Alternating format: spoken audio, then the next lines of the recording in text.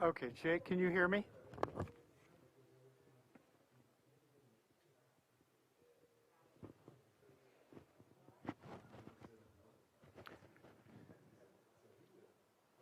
Jake, can you hear me?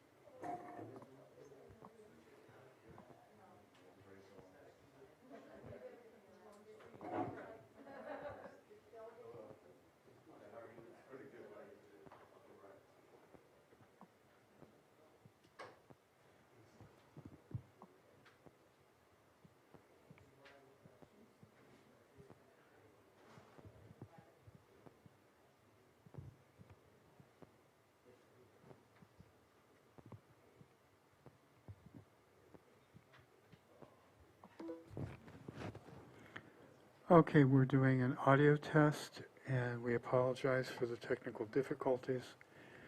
Our systems were not able to communicate.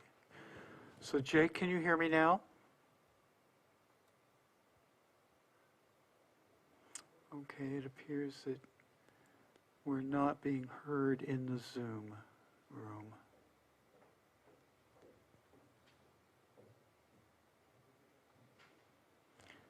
Jake, can you hear us now?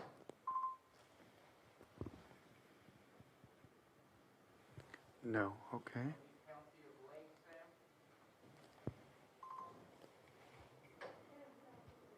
Okay, repeat the check, okay. Can you hear me now?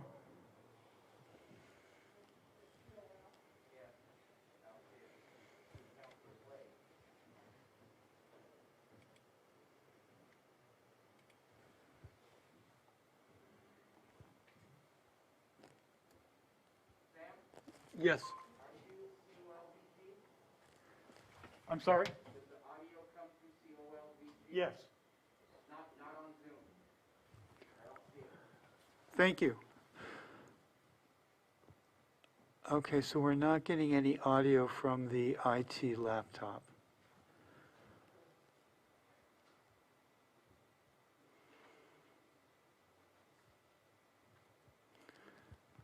Okay, can you hear me now, Jake?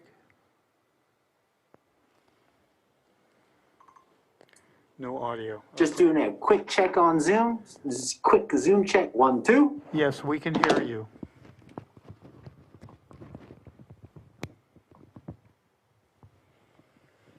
Check 1, 2, and you cannot hear me, correct? Okay.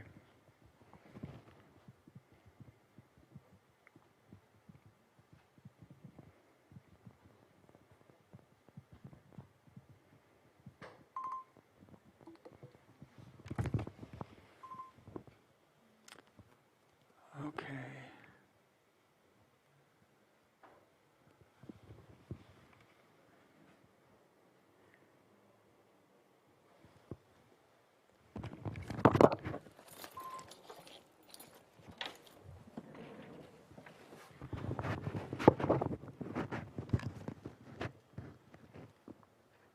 Okay, let's see. We still have no audio.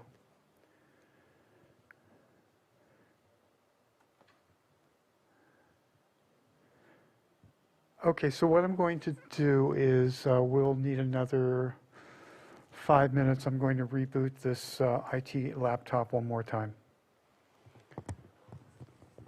We apologize for this inconvenience.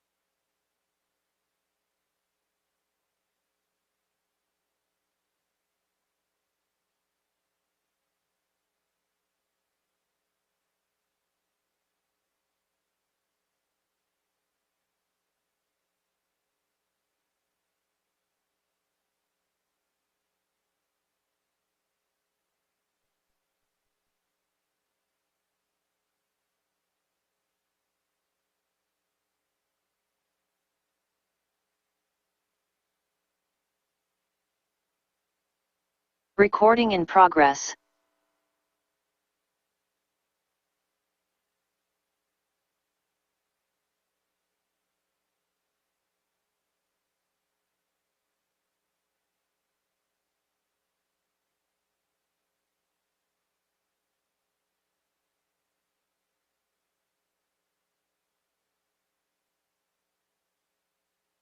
Okay, Jay, can you hear us now?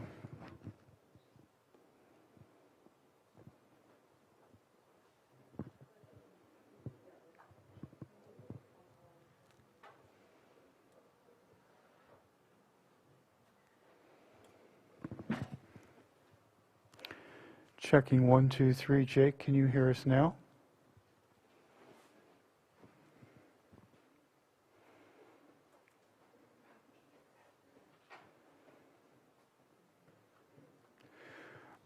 Okay.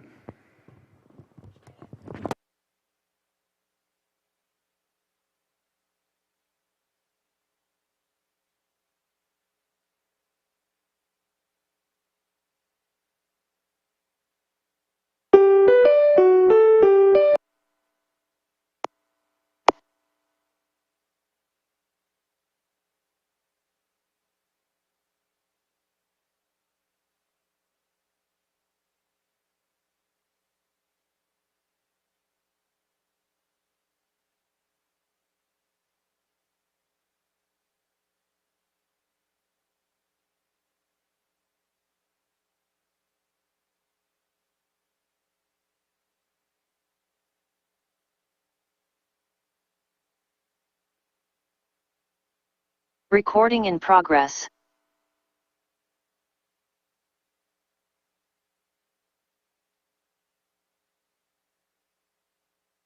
One, two. Now you can hear me? What was it? Well, I don't know about Zoom. I heard you.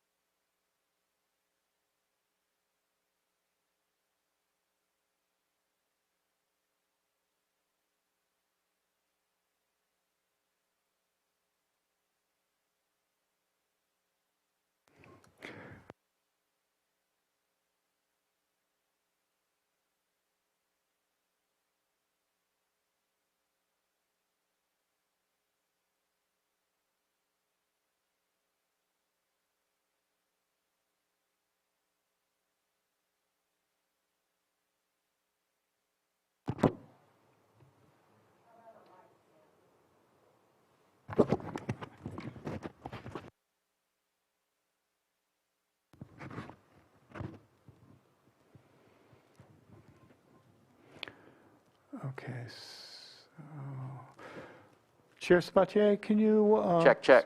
There we go. Okay. There we go. Johanna, can you hear us? Yes, I'm here. And you have Live Manager ready to go, yes? Yes.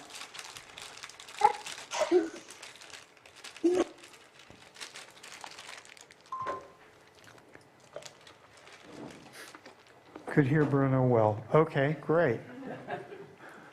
Are we ready then? We are ready.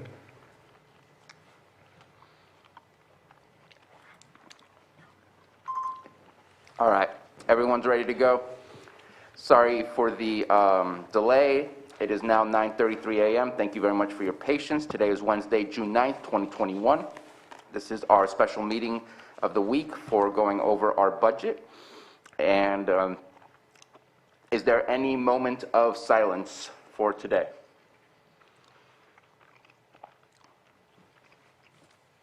So I do know that I did a moment of silence yesterday, and I did not actually complete my thanks. And so if we can have a moment of thanks. I know that Fish and Wildlife was involved with the search and rescue that occurred on our lake, and also our Marine Patrol from our Sheriff's Department, as well as others. And I just want to have a moment of silence to be thankful for all those and their efforts to search and rescue.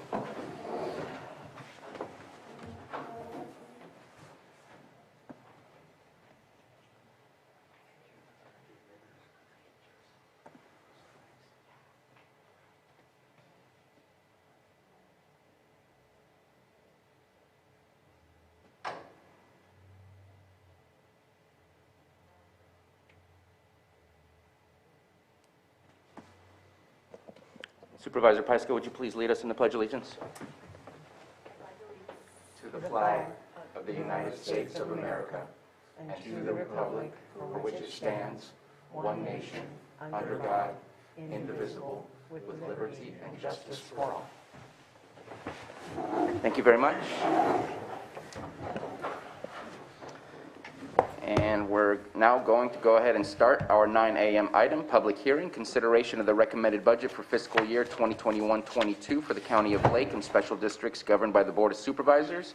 A, consideration of the fiscal year 21-22 recommended budget, and B, consideration of the proposed resolution amending the position allocation chart for fiscal year 2021-22 to conform to the recommended budget. Consideration of authorization for affected department heads to proceed with purchasing selected capital assets prior to the adoption of the fiscal year 2021-22 final recommended budget. And I'll pass it on to our CAO. Thank you, Mr. Chair. We apologize for the delay this morning, unanticipated. As Stephen was just telling me, technology works until it doesn't, and today it gave us a few fits. We had intended to make our comments brief, our opening remarks brief today, and the primary reason is because we're committed to trying to get this entire process wrapped up in one day, which will make it a long day, but also now having gotten off to a late start, will further reduce what we wanted to say in an introductory basis. And so just to kind of kick it off, I don't think we can leave fiscal year 2021 without commenting on how extraordinary it was. Truly an unusual fiscal year. We should all be proud, though, the way county staff stepped up again, both public health staff and the EOC team, to lead us through this disaster. Our response was incredible. We're fortunate to have a highly experienced disaster response team. They've stood up over and over again, and we're all so proud to work with them. So ending an unusual year, we're stepping into another unique year, certainly with more opportunity than we've seen come to Lake County in quite a long time. In particular, the American Rescue Plan Act will give us an opportunity to really make some forward-moving strides for Lake County. We look forward to finalizing a plan for utilizing those funds, certainly an exciting time. And a little later today, we'll take a recess and step outside with Congressman Thompson, who will be here to present us with a ceremonial check for the American Rescue Plan Act funds.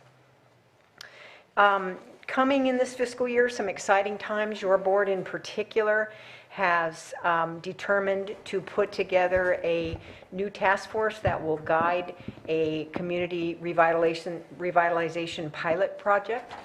We're anxious to work with you to identify the area that we will focus on and look forward to making great strides in that particular area. In the coming year, there will be another round of CSAC training for our leadership staff. The first year of that program, co-hosted between Lake and Mendocino counties, had to primarily go into the Zoom environment this past year. But nonetheless, a good number of our employees were able to complete it. And next week, we'll have a ceremony during your board meeting to recognize those folks and present them with a certificate. So we'll have a second round of that training in 21-22. And the intent is to keep those trainings open in public as long as it is safe to do so. Or I shouldn't say in public, but in person. Your board also has continued to voice your commitment to improve employee wages and benefits, and so we look forward to marching forward with the second round of that in 21-22. 2.5 years ago, your board adopted the Fiscal Crisis Management Plan. It had been collaboratively prepared with department heads during a time when the financial challenges we were facing were particularly difficult. Compounding disaster events were hitting us. And so it was a 3-year plan that called for general belt tightening, improved efficiencies, and reduction of vacant general fund positions. We made some great strides in the first 2 years with that plan. And then the third year was the one in which the pandemic hit us. And it really necessitated that we shift gears and focus our energies elsewhere. The final component of the Fiscal Crisis Management Plan would be another wave of position reductions in this fiscal year. But as you know, our general fund departments continue to struggle with high vacancy rates, And we think it's time to let the fiscal crisis management plan go and not impose another round of cuts on general fund departments. So I'm going to close out my remarks with a little bit of gratitude. First of all, you'll hear it all day long. I hope we continue and remember to say it all day long, but we couldn't do any of this without the extraordinary efforts of the department heads and their key financial staff. So we just so appreciate being able to work with them to bring this all to you in such a nice package. But in particular, I have to thank this guy, the guy sitting here in his patriotic colors today. Stephen Carter is really the wizard behind all of this, stitches it all together, and just brings an extraordinary contribution to the administrative office. So thank you, Stephen, for all your work, and I'll turn it over to you. Good morning, Board.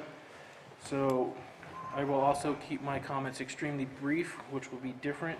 So for the fiscal impact for the county, I did want to make one change right at the beginning for the county budget overview. The overall shows $306,971,923. There was a last-second change that didn't make it into the memo of $1,508. So the change is $306,973,431. So if you go down into the governmental funds, general fund is lower by about $154,000. And if you go down to the total governmental funds, we are down by about $4 million. And other funds have also dropped by about $9 million from the prior year. So it is a large amount, but we are doing good compared to last fiscal year. And then general fund appropriations, if you go by Fund 1, which doesn't include the different reserves like infrastructure reserves, the total appropriations would be $66,135,177. The reason why that's different from the number above is $3 million for the PARs out of a reserve account. And then that difference from fiscal year 2021, just Fund 1 general fund, is $2,556,548 increase, which is attributed to both class and comp study and then standard CPI increases on just cost of doing business. And then moving on to general fund discretionary revenue, there are a variety of revenue sources here, but the main two are property tax and sales tax. And there's a table here for property tax revenue where you can see we are expecting to have just over almost 25.5 million in revenue from property tax. That's not a great difference over the past 5 to 10 years. It is going up steadily. I did want to make one change though. In 1920, I did not include the backfill that we received of 838,000. So the 24 million should actually say 25,719,000. So it's closer to where we are now. And I would normally go a little further into it, but sales tax so far in fiscal year 2021 is actually the highest we've ever seen. And for 21-22, did not budget for that peak to continue, brought it down a little bit more into hopefully, most likely what is reality, so that you don't over budget. And then TOT is actually coming in pretty steady. We had, even during the pandemic, it actually brought in the same amount from the prior year, if not a little better. Sorry, I'm saying a little too much now. So switching over to contingencies and reserves. Contingencies are going to stay stable at $4,548,360 for any emergency appropriations that need to happen that weren't priorly budgeted or revenue shortfalls. And the overall general reserves, we increased in 1920 from 7 to 9 million. It still is at $9 million, and which is pretty good for a county our size. And then capital assets, we do have quite a few. Courthouse roof, almost 1.5 million. There's quite a few extra roofs for deferred maintenance that were approved as extraordinary one-time funding, like the Lakeport Courthouse Museum roof, Buildings and Grounds shop roof, Sheriff Admin roof. and the list continues. You can see that on the capital asset list. And when we get to budget unit 1920, there is a capital asset that has to be added back in that was not completed this year. So we'll go into that in budget unit 1920.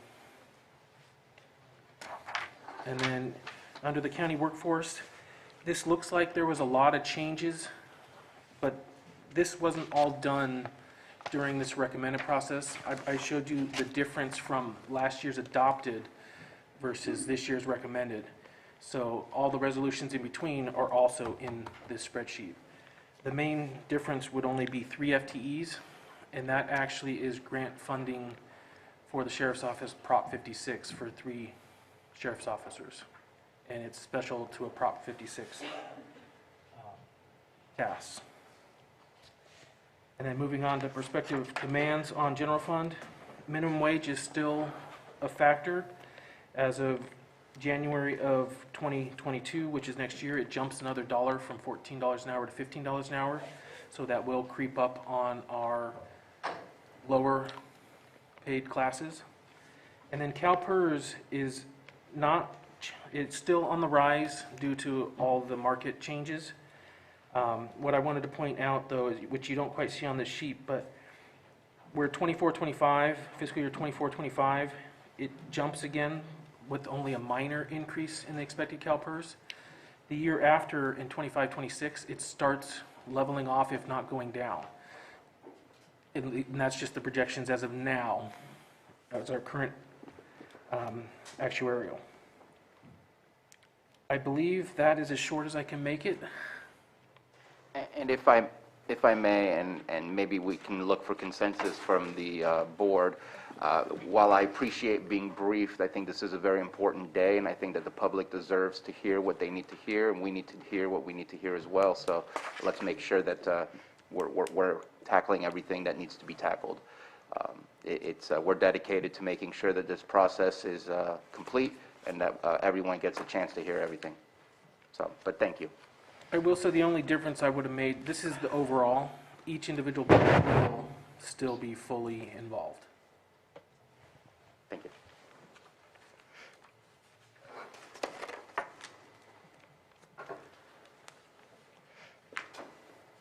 And so shall we move on to the first county council? Okay, so first up would be county council And budget. actually, I'm sorry, are there any questions for the introduction and information we received before we move on to county council?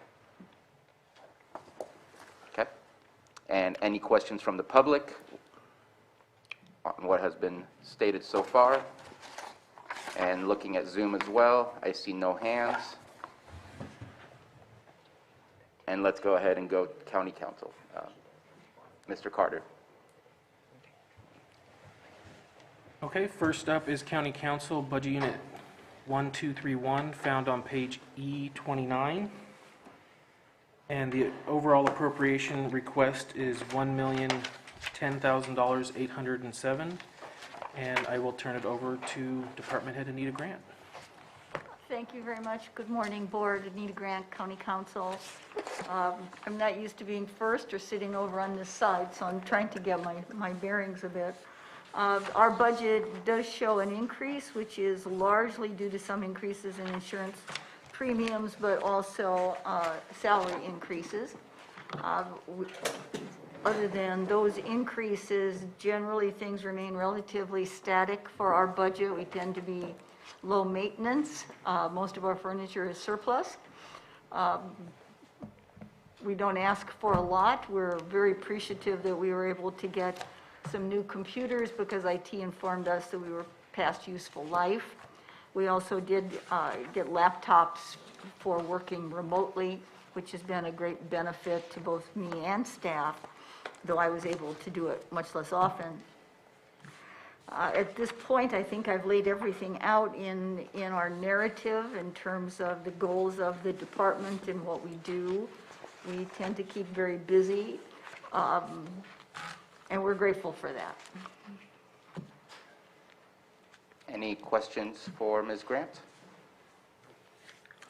I just want to say that something that's not reflected in your budget is the amount of overtime that occurs in your department, and I do appreciate how busy you are and appreciate how much work gets done. I know that this year has not been easy for the amount of things to tackle, so thank you. And we can't bill for that, so that's really the important part of that. That's why I feel I need to mention it, because Oh. it's not described in there. Any No. comments from the public on this budget? Mr. Chair, in terms of movement for the day, if you'd like to have each department head present all their budgets and then approve all of them at the end of that discussion, and we'll move on to each one, each grouping like that. Okay, that works for me. And seeing none both in the Zoom room and in the boardroom, let's go ahead and Mr. Carter, move on. All right, next up would be public liability, which is budget unit 9919, and that is found on page E411.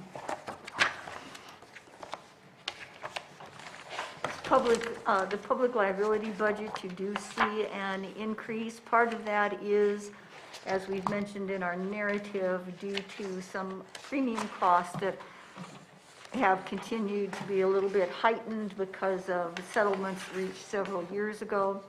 But most significantly, there's been a significant increase to restore the overall pool surplus of the general liability program through what is now PRISM, formerly known as CSAC EIA. The non-school rates from the pool have increased 25%, school rates increased 45%. So you see a significant increase there because this program, the liability program, experienced significant loss and a deterioration of their surplus. So part of these increases are just across the board increases that reflect an increase for all of the participants in the risk-sharing pool. Thank you very much. Okay, workers' compensation is up next, budget unit 9920, found on page E413. We've worked really hard to try to keep the premiums on workers' comp down. The primary workers' compensation program has remained relatively static from last fiscal year to this. It's significantly reduced from the 1920 fiscal year premium. The excess workers' comp, the amount of the premium is predicated upon payroll. And while it's a wonderful thing to have more people come on board and get paid more money, it also does reflect an increase then in the premiums for workers' comp as far as excess workers' comp. So you'll see a slight increase, but overall we've tried to, again, having put together a very good team of people to work on this, we generally maintain a relatively static increase in the number of claims and most importantly, the severity. Also, the county has a very robust return to work program, which gets employees back to work sooner rather than later, which is great for them and certainly wonderful for the county. Thank you very much. Any questions before we move on from the board? Let's go ahead and, I think we're done with that whole section. So let's go ahead and open it up to the public. Any comments on those three? And same with the Zoom room. And none. Let's go ahead and keep moving down the list to the next one, which is UC Cooperative Extension. Mr. Chair, we recommend that you go ahead and approve the county council's three budget units first. So back to the board for action. Don't we want to For approve budget first units before we move on? 1231, 9919, and 9920. Approvals of recommended budget. What was the other one you said for? First one? Let's see. Got it. You're looking to make a motion to approve 1231, 9919, and 9920 as recommended. Mr. So Chair. moved. Oh, yeah, there you go. That's what I was Sorry, looking I for. didn't do it. Second. We have a motion from Supervisor Simon and a second from Supervisor Pyska. Johanna, roll call, please. Okay, Supervisor Simon. Yes. Supervisor Crandall. Yes. Supervisor Scott. Supervisor Pyska, Yes. and Supervisor Sabatier. Aye. Ms. Grant, thank you very much. Thank you. Thank you. Mr. Chair, if we could take up the air quality budgets next, they are a little different in that they have to issue a public hearing notice, and the time set for that was 9:15. Let's go ahead and move forward with that one. And I believe Doug Gerhardt is with us in Zoom. Good morning. Good morning. Okay. I wasn't sure if Stephen was going to start or if Yeah, I should start, so. I will. So the first budget is APCO Special Programs, Budget Unit 8798, found on page E387. And I'll turn it over to Department Head Doug. Okay, Mr. well, Gerhardt. the budget unit 8798 is, can be very short. It is a budget unit that is primarily consists of grant programs. So this is where we run our grant programs out of. So the budget is just adjusted by what we believe we can obtain in grant funding for the year and what we think we'll be spending. So we have been getting more grants, so we've been upping that amount, and we hope to continue to get more grants for the community. Okay, everything looks great to me. Any questions from the board before we move on to the next air quality? I believe it's air quality administration. Okay, next is Air Quality Management, Budget Unit 8799, found on page E389. Go ahead, Doug. Okay, and this is our main operating budget with salaries, all of our expenses and things coming out of. So we do, maintain a fairly stable budget. We expect slight increases in permit fees as more sources and more, more equipment, especially generators, are being brought into the county. But overall, our expenses are fairly level, and we're well, maintaining a good balanced budget on this one. So, and then just as a note, we do attach a memo every year to our budget, and that's just so we can inform the public of what we do and what the priorities are for the year. So with that, we do generally ask for the general guidance of the board on items 2, 3, and 4 of that memo. If you don't have it, I can read it in if you need to. So. Thank you very much. And one of the main differences in your budget for the, it's a slight increase, it's not much of an increase, is for the .8 allocation? That's correct. That we're going to try and fill the deputy position, and if we can, it still keeps us below our total allocation of 5.6, I believe, is what our allocation was for last year. So we're trying to fill it, but we'll probably only stay with five-person staff instead of trying to go to a 6-person staff at this point, because we still have some training and other issues to resolve before we go there. But we're going to pursue a deputy position and see if we can find a backup management position to help with some of the issues that when I'm not available. Okay, thank you very much. Any other questions from board members? And I believe that concludes all of the air quality control budgets. So let's go ahead and open that up to the public. Anyone from the Zoom room or inside the board chambers have any comments? All right, and looking for action from the board on 8798 and 8799. Mr. Chair, sitting as the Lake County Air Quality Management District Board of Directors, I approve the draft budget hearing units 8799 and 8798. Second. I have a motion from Supervisor Scott and a second from Supervisor Simon. Johanna, roll call, please. Okay, Supervisor Simon, Yes. Supervisor Crandall, Yes. Supervisor Scott, Aye. Supervisor Pyska, Yes. and Supervisor Sabatier. Aye. Sorry about that. Thank you. Thank you very much, Director Gerhardt. Okay, and just as a quick note, do I have consensus on the other 3 items or should we bring those back at some later date? The other 3 He's items. talking about. On our, yeah, on the guidance, being on record as opposed to further state subvention cuts, supporting, the district participating in CAPCOA, representing the state, representing Lake County at the state, and then related Yeah, to the health. So he's looking Proceed. for consensus from your board that you concur with those goals. Yes. I concur. I concur as well on Yes. B, C, and D, right? Okay, so I'm looking at yeses from everybody, so that's your consensus. Great, thank you very much.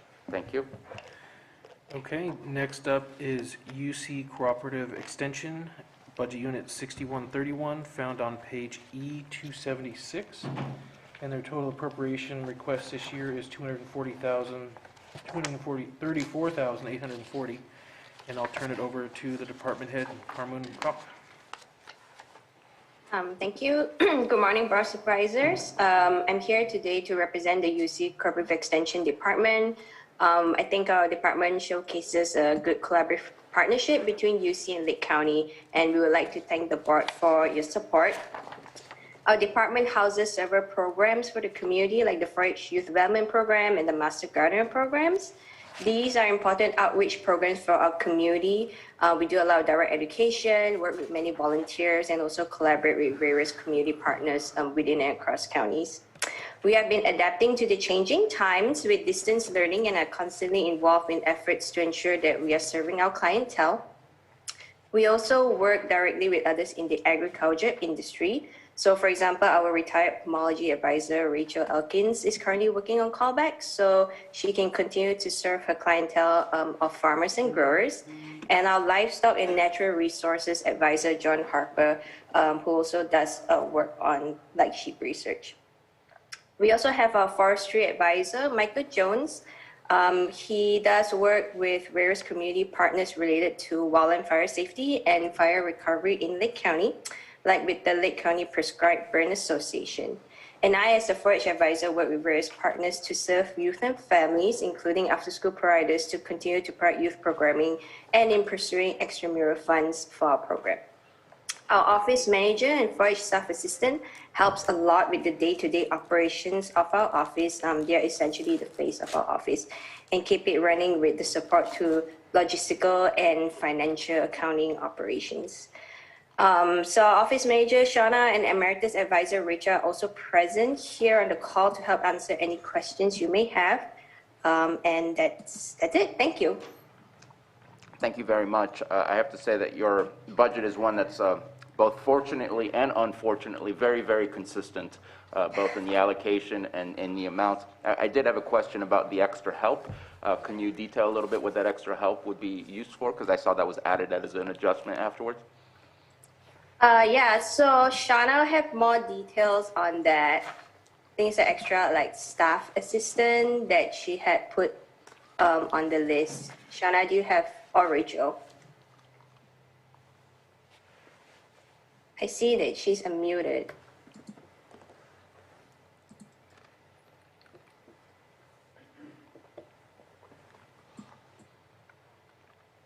And Shauna, are you here with us? She is there and she's unmuted, but there's no sound coming out from her.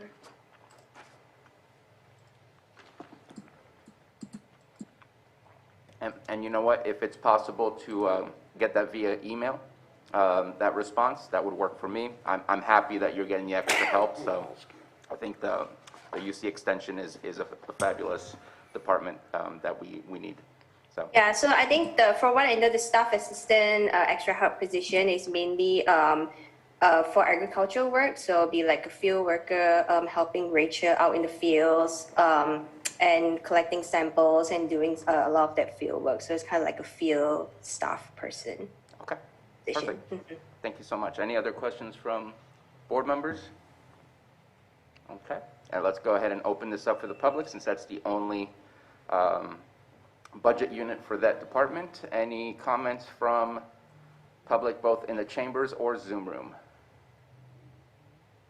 All right, and looking to come back for action, and this is 6131 budget unit. Mr. Chair, I'll move to... Can you hear me? This is Rachel. Can you hear me? Yes, Rachel. We can hear you.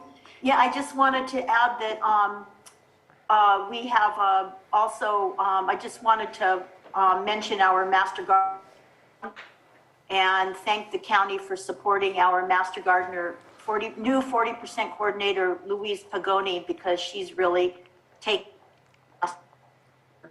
our program is really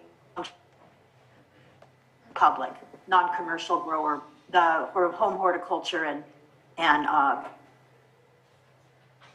Rachel, you're going in and out, and we do appreciate the Master Gardener program, and thank you very much for bringing that up. And we're going to move on with our motion that we had started. Mr. Chair, I'd like to make a motion to approve Budget Unit 6131 for UC Cooperative Extension. Second. We have a motion from Supervisor Simon, second from Supervisor Crandall. Roll call, please, Johanna. Okay, Supervisor Simon, Yes.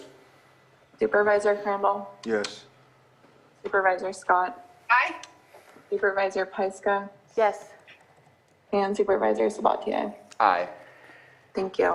Okay. And Thank you, Board. next we have our behavioral health budgets. Mr. Carter. All right, mental health budget unit 4014 can be found on page E225. The requested appropriations are $19,106,293, and I will turn it over to Department Head Todd Metcalf. Thank you, Stephen. Good morning, Mr. Chair and members of the board.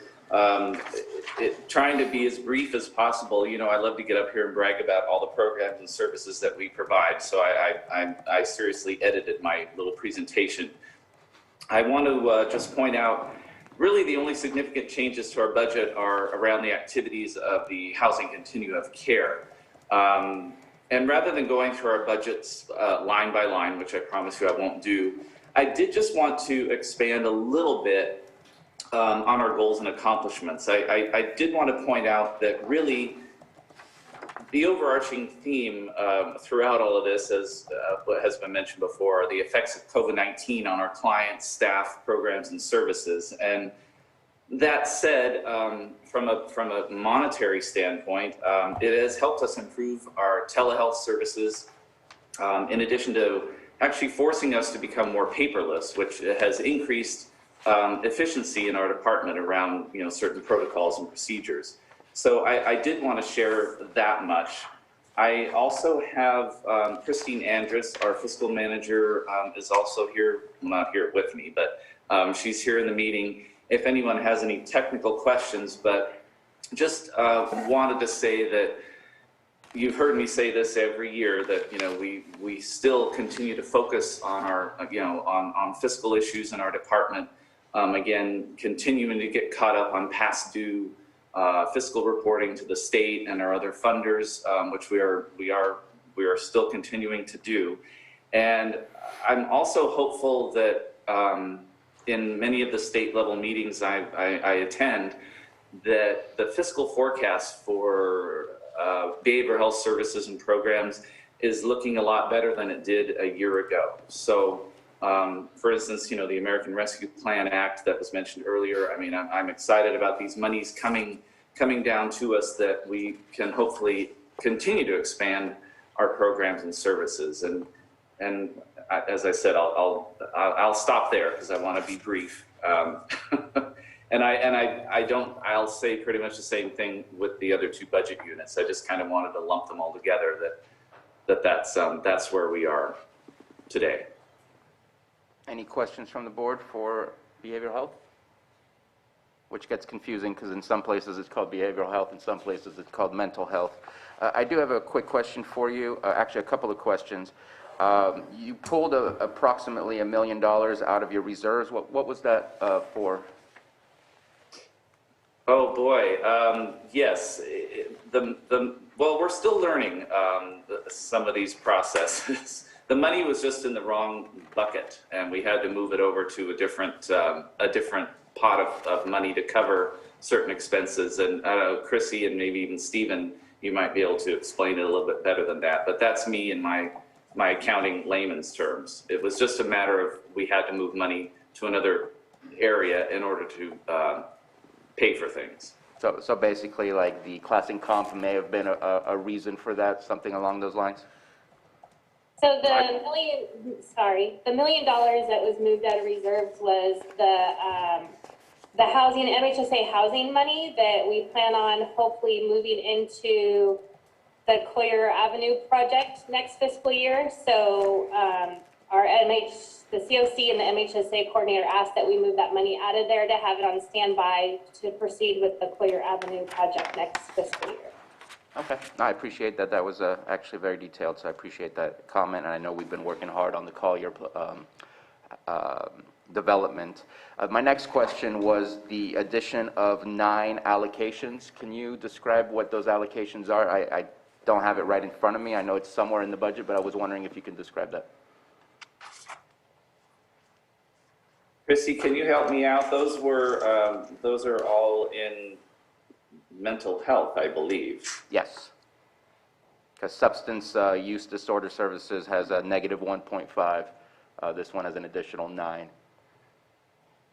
These, these positions are in response to, it's all around the Mental Health Services Act and what community stakeholder input is around operating certain programs and services. And so in order to respond to the community's need, we need to create these, or not create, but fill these positions in order to fulfill the wishes of the stakeholders that participate in our planning process for the Mental Health Services Act dollars. So most of those, I believe, are coming out of Mental Health Services Act. And Chrissy, you can correct me if I'm wrong, but I believe. Well, we also did receive another grant, the EPI grant, that we were asking for an analyst to oversee that. A majority of these we're actually removing positions after adding positions from last fiscal year to one of the positions is so that somebody can promote within the department, move up in the department. And then the other ones were part-time positions that we're removing because we filled those positions with the full-time positions from mid-year. Okay. Those were all my questions. Any further questions from board members? All right. And let's go ahead and move on with the substance use disorder services. Substance abuse disorder. As I said, I just pretty much covered all of them together. So there's really nothing more I need to add to that or budget unit 4018. I apologize for that. And Mr. Carter, did you want to add anything to the others or no? Okay. And so just wanted to make sure that the board, for all of the budget units for behavioral health, any questions? All right, and that completes that. So let's go ahead and open up for the public. Anybody from the Zoom room or the board chambers have any questions? Okay, and let's bring it back. I do have one final question, and I apologize. The additional 9 allocations, if filled, you have ample room, office space, things like that? I know that's always been a struggle, especially with COVID-19, or are you looking for remote work? Because that has been working for you, so I'm just kind of curious which direction you might be going. I mean, even depending upon what the governor's announcement is next week, we're just going to keep doing what we're doing. We've spent a lot of time and money in getting folks set up to be able to work remotely, and for the most part, it's working. So I don't intend to make any sweeping changes to bring people into the offices anytime soon, awesome. Unless directed by the board. Awesome. And yes, thank you for everything that you guys did to be very flexible throughout this past year, because I've heard probably the most positive remarks coming from your department and how you dealt with COVID-19, so that's awesome. Okay. Yes, thank you. Yeah, just still want to point out that even despite the pandemic, our services never stopped. We kept providing services to the community, so thank you. Looking for action on 4014, 4015, and 4018. Mr. Chair, I move to approve Budget Unit 4015, 4014, and 4018. Second. Motion by Supervisor Scott, second by Supervisor Simon. Johanna, roll call, please. Okay, Supervisor Simon, Yes. Supervisor Crandall, Yes. Supervisor Scott, Aye. Supervisor Pyska, Yes. and Supervisor Sabatier. Aye. Thank you. Thank you, Director Metcalf. Thank you. That was my shortest budget presentation ever, so thank you. All right, next up is Child Support Services, Budget Unit 2112, found on page E90. And the overall appropriation request is $2,407,369, and I will turn it over to Department Head Gail. Hi, this is Gail Woodworth, the Director of Child Support Services. I think, as Carol said, we are so happy that we survived this last COVID year. Really a lot of effort from staff to be in that constant change until we were able to get things set and be able to have staff working from home. I think our greatest achievement this year has been the number of modifications. As you know, people's earnings have changed dramatically over this last year, and so my modification staff has worked tirelessly to try to keep up with those requested modifications, and we were able to stay in compliance with those, which really says a lot when you consider the percentage of increase. Our focus this year is going to be training. We do a lot of in-house training, but of course this last year it was pretty difficult to do. So that's really going to be our big focus this year, is working again on getting our staff trained in areas and doing succession planning. And that's about all I have to say. Okay, thank you very much for that. Any comments from board members? And quick question on your allocations. You are getting rid of one. Has that been an empty position for a while, and that's why it's getting taken out, or? Well, we're level funded from the state, and with the increases that we had in wages last year and other costs, we just financially cannot fill the position. We will probably continue to leave positions filled until the state budget allocation methodology can keep up with the increases when we get salary increases and there are benefit increases. Okay, thank you for the explanation. And that is the only budget unit, so let's open that up to the public. Anyone from the boardroom or the Zoom room wish to speak on this? And let's go ahead and bring it back to the board for approval of 2112. Mr. Chair, I move to approve Budget Unit 2112. Second. Motion from Supervisor Crandall, second by Supervisor Simon. Roll call, please, Johanna. Okay, Supervisor Simon. Yes. Supervisor Crandall. Aye. Supervisor Scott. Aye. Supervisor Pyska. Yes. And Supervisor Sabatier. Aye. Thank you. Thank you. And Mr. Carter, moving on. Okay, next up is Buildings and Grounds, Budget Unit 1671, found on page E40. And their requested appropriations this year are $1,991,293. And I will turn it over to Department Head Lars Ewing.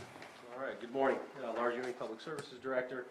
I'm going to start with some thanks to a variety of people, admin staff, Carol, Stephen, Sarah Schukart as well, Kathy Saderland, specific with budgets, and then within Public Services, the staff that on the department side work to put this together. Katie Galvani, Sarah, Sheila, Dan, I'm the division head, so I want to make sure I call them out. It's a lot of effort to put this together. Buildings and grounds, facilities maintenance. What I want to do here is just kind of talk about status quo. Staffing, revenue, services, and supplies that is in the budget is relatively status quo from previous years. Nothing that I think needs highlights there.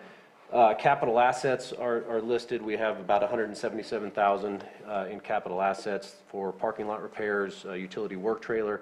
But I think it's worth mentioning that there are quite a number of other facilities, capital improvements that are in other budget units. As those come up, we can address them there.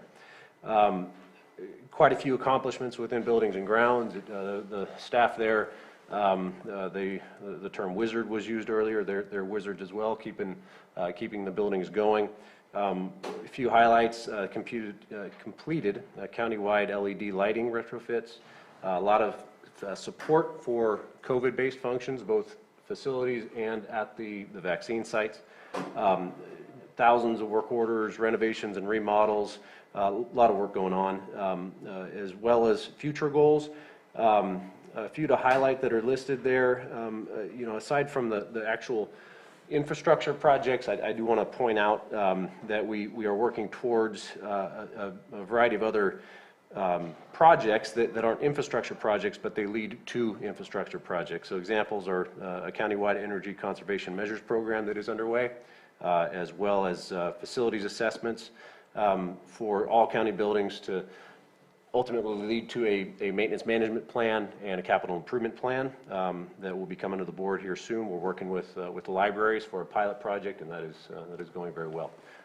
So that concludes my remarks for buildings and grounds.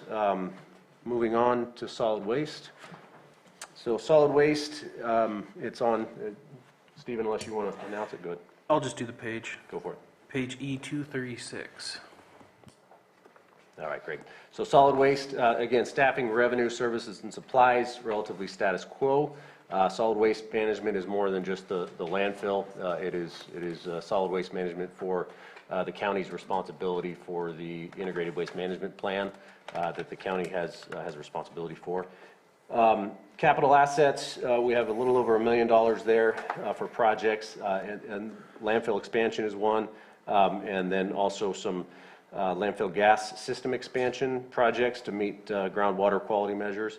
And there is a relatively robust amount for equipment, largely with a compactor and a tarp application system. The compactor, we're including the appropriation there, and we're evaluating whether that is something that we critically need. It's a big picture item, so we're still evaluating it, but we can fund it, and we want to make sure that we have the appropriate equipment on site. Reserves, there are quite a few reserves. They're shown on the bottom of page D5. I won't go into detail about all of them because they are the same as in previous years, but just to touch on them, we have reserves for expansion. We have reserves for Davis Street maintenance, reserves for landfill gas system and water quality improvement.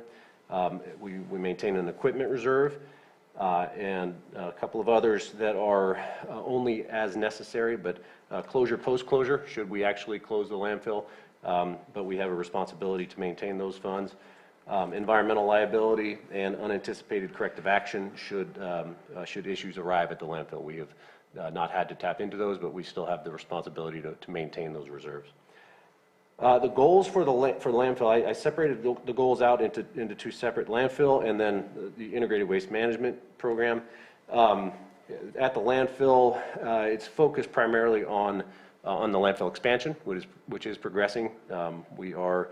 Permit applications are in. We're working towards property acquisition that is necessary, and then construction bid documents should be this fiscal year as well. On the integrated waste management side, the implementation of SB 1383, which is the organics legislation, is probably the biggest thing to mention there. So moving on to parks. So parks, recreation. Page number E282. Thank you. All right, so parks and recreation and trails. Again, status quo, relatively status quo on staffing, revenue, and services and supplies. Capital assets and projects to highlight there. Within this budget unit are some improvements to Upper Lake Park and Kelseyville Community Park, and the purchase of a trencher to help with running irrigation lines and lighting conduit. In other budget units, there are some projects that are located at parks, and we'll address those as those budget units come up. Also with a separate budget unit, but addressed here, I believe it's the very next budget unit in the manual, and that is Quimby. This is Quimby Park improvement fees, subdivisions that trigger that the payment of that development fee. Funds go into this budget unit. Relatively minimal. We have about $28,000 remaining. Typically we budget for 2 subdivisions per year, which has been pretty much on par over the last 5 years or so, and that amounts to about $7,000 in revenue. Those funds are used only for improvements at county parks, not for maintenance. A variety of accomplishments and goals, all focused on obviously improving our parks. And I want to highlight specifically the planning efforts that is going to be a big push this year, both countywide, to get a park master plan put together for all county parks and parks that may not exist. But some specific areas, Cobb area is one, and then the John T. Klaus potential area in Clear Lake Oaks. So these are areas that we are looking at specifically, but again, that countywide parks master plan is a big push this year. So to close it out, moving on to museums and the Museum Improvement Fund. I'll steal Stephen's thunder, budget manual page E288. So staffing and services and supplies and improvements in the museums are status quo, although they are slightly bumped up from previous years, largely because we have not just one permanent curator, but we have a 3/4 time permanent assistant curator, which is a huge benefit and is probably the biggest thing to highlight because it really helps with the development of collection care, virtual museums, an online virtual museum link that is actually posted, but in development a little bit more. So that's, a lot of things at the museums that that are there. Unfortunately, COVID obviously shuts it down, but back up and running, and that was a reason for the big push with the virtual museums to get people to visit the museums, see the exhibits without physically being present. So the last thing to touch on is Budget Unit 7202, which is a museum improvement fund, and that's essentially a repository for donations that come in from museums. So I'll close it out there, and happy to answer any questions about all of these various budget units. And I love the virtual museums that were created. That was a really good idea to keep going and keep getting more interest in our history. So thank you to Clark Maccabee and whoever else was involved in creating those things. Any questions from the board? I see a question from Mr. Carter. Well, it's not a question, it's something I would like to have changed in the capital asset list. Please.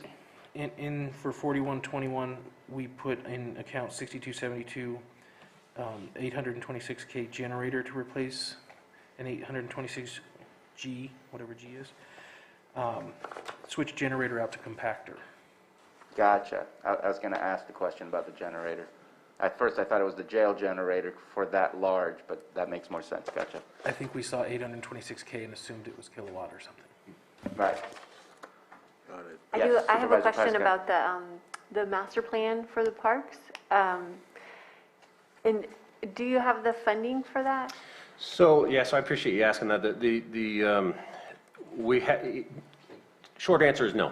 To do a full master plan based on cost estimates that we've seen in other counties, no, we're not fully funded. The funding that we have this year is to get us through phase one, which would essentially be kind of a needs assessment and the community outreach portion. It wouldn't actually get to the full master plan. So either additional funding, now or over the next couple of years, we pursue with the county's, parks net county cost. So I'm not sure if that directly answers the question, but we're going to be moving forward regardless in a phased approach based on the budget that we have in front of us. And is that parks and trails? It is. We have a trails master plan, the Canocti Regional Trails master plan. The intent would be to which is now about 10 years old, so it would be to augment that. That was focused primarily on connectivity.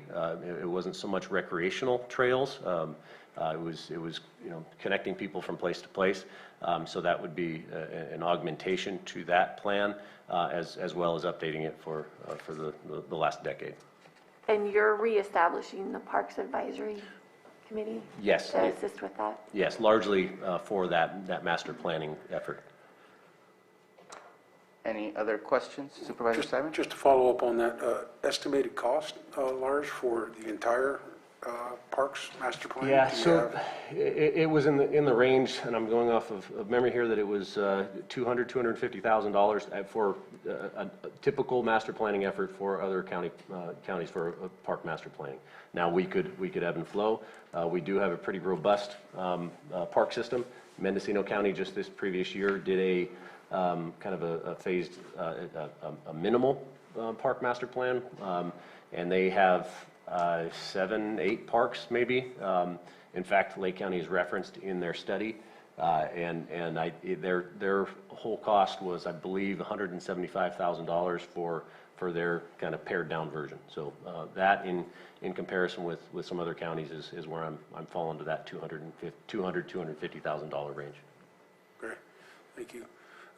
One other comment I have, Mr. Chair, on also too, I like goals, and obviously you talked about 1383, establishment of those programs. I know you'll be bringing to the board, but also under the goals for integrated waste management too. I like the potential goal for the year where you, I think it's purchasing a trailer. I think I got the right budget for community cleanup and other dumps like that. I just want to thank you, and I know all of our department heads will do that, you know, Blythe and, you know, other things that we're constantly talking about here. It's just great to see that forward thinking, and I know all the budgets have done that at this point to stay in line with 2028 as we move forward, but excited to see if that program can get going, because I know we have a lot of community groups that would take advantage of an opportunity to work with your department to, you know, do those little projects. So Yep, thank you. Yeah, the trailer's on order, and it's just one tool in the toolbox for the whole illegal dumping and cleanup effort. Awesome. Any further questions? No, Listen, thank you. I have a question. It's maybe a part of the master plan that you're looking to do, but I don't know. I know you've been working on capital improvement plans, and you're starting off, I believe, with the libraries.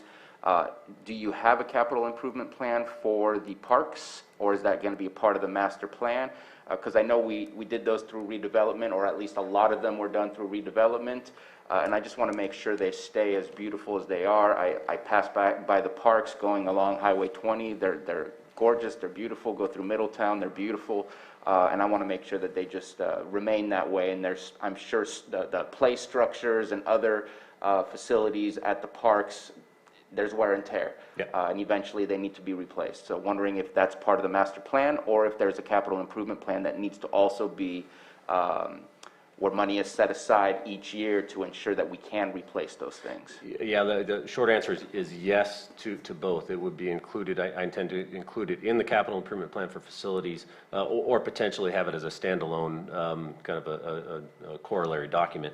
But the facilities assessment that is being done for all facilities would include is proposed to include parks. And then help inform not just the capital improvement plan, but the day-to-day maintenance management plan, because that's critically important if we don't maintain them. So yes, it's absolutely going to be a part of it.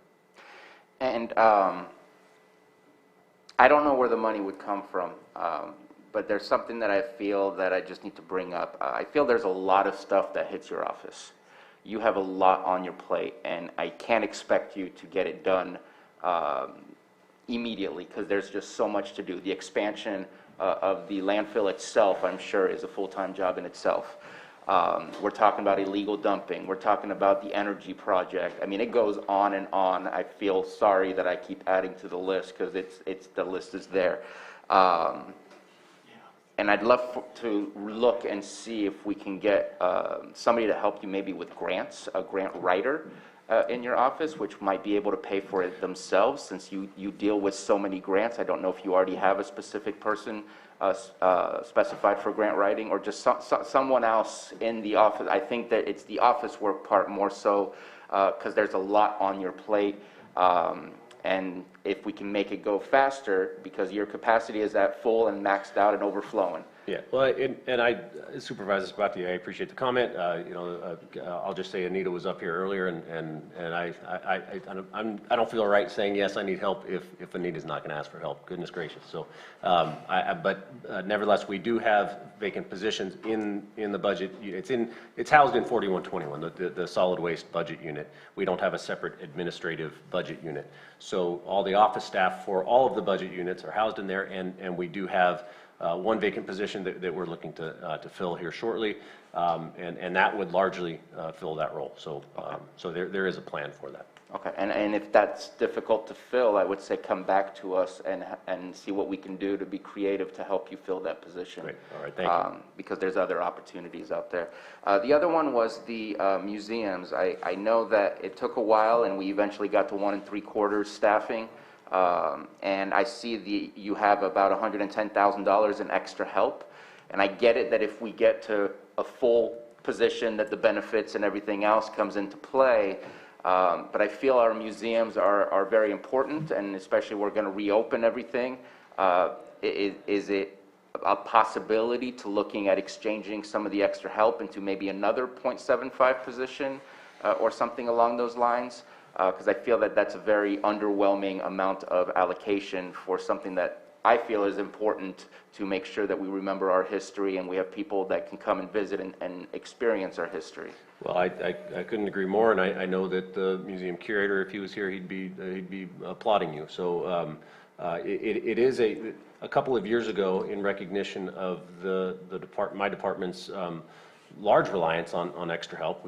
I believe the number was in the 30% range or so, that we used about 30% of all the county's extra help. So we did make a push and have made a push in facilities maintenance, parks and museums to reduce that reliance on extra help, particularly for the ongoing routine work, unique one-time projects, seasonal stuff that's understandable for extra help. But we have made that effort. It was not going to be, never was intended to be a one-time fix and let's fix it all. So working with the administrative office, we have made steps towards that. The 3/4 permanent assistant curator is a large part of that. But we certainly cannot. It would be a challenge to fund that under the existing budget. We would be cutting quite a bit. But I want to keep moving towards that. Hearing your support of that, I think it's something that we can put a little bit more time and energy towards that, and identifying where the funding for that would come from. Okay. And my last one is the John T. Klaus Park, which I'm sure will be coming back sometime later this year or this fiscal year.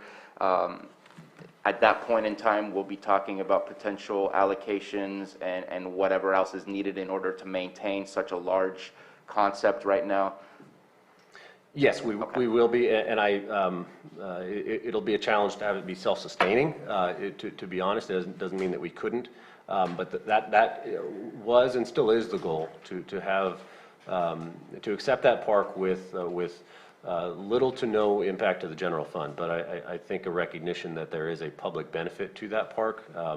It certainly plays into the the potential use of general fund, but that's in the future. We're doing the business plan, what we're calling the business plan for that park, and it comes with funding and the park itself, the potential park itself comes with quite a lot of funding to be self-sustaining in a kind of a passive recreation type park. To do any significant improvements certainly would tap into the funding that is there for that park, or would be if we accepted it.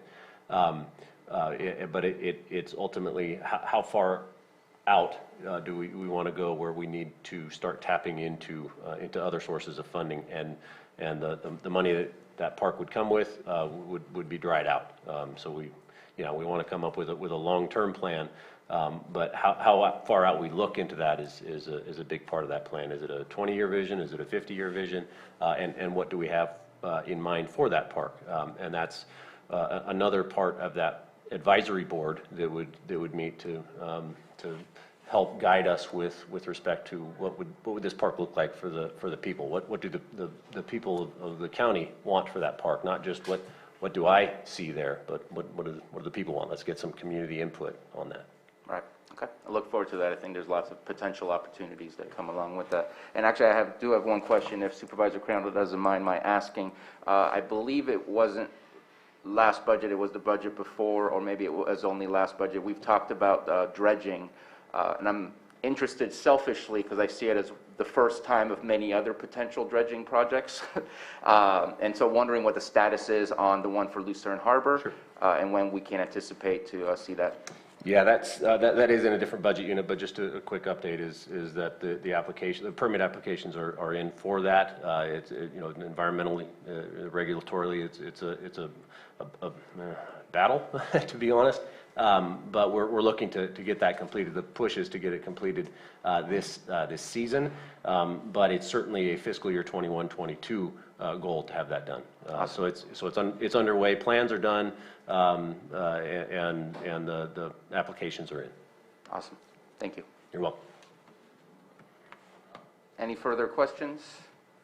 And I believe that covered all of the units here, so let's open up to the public. Any questions from the public on these items?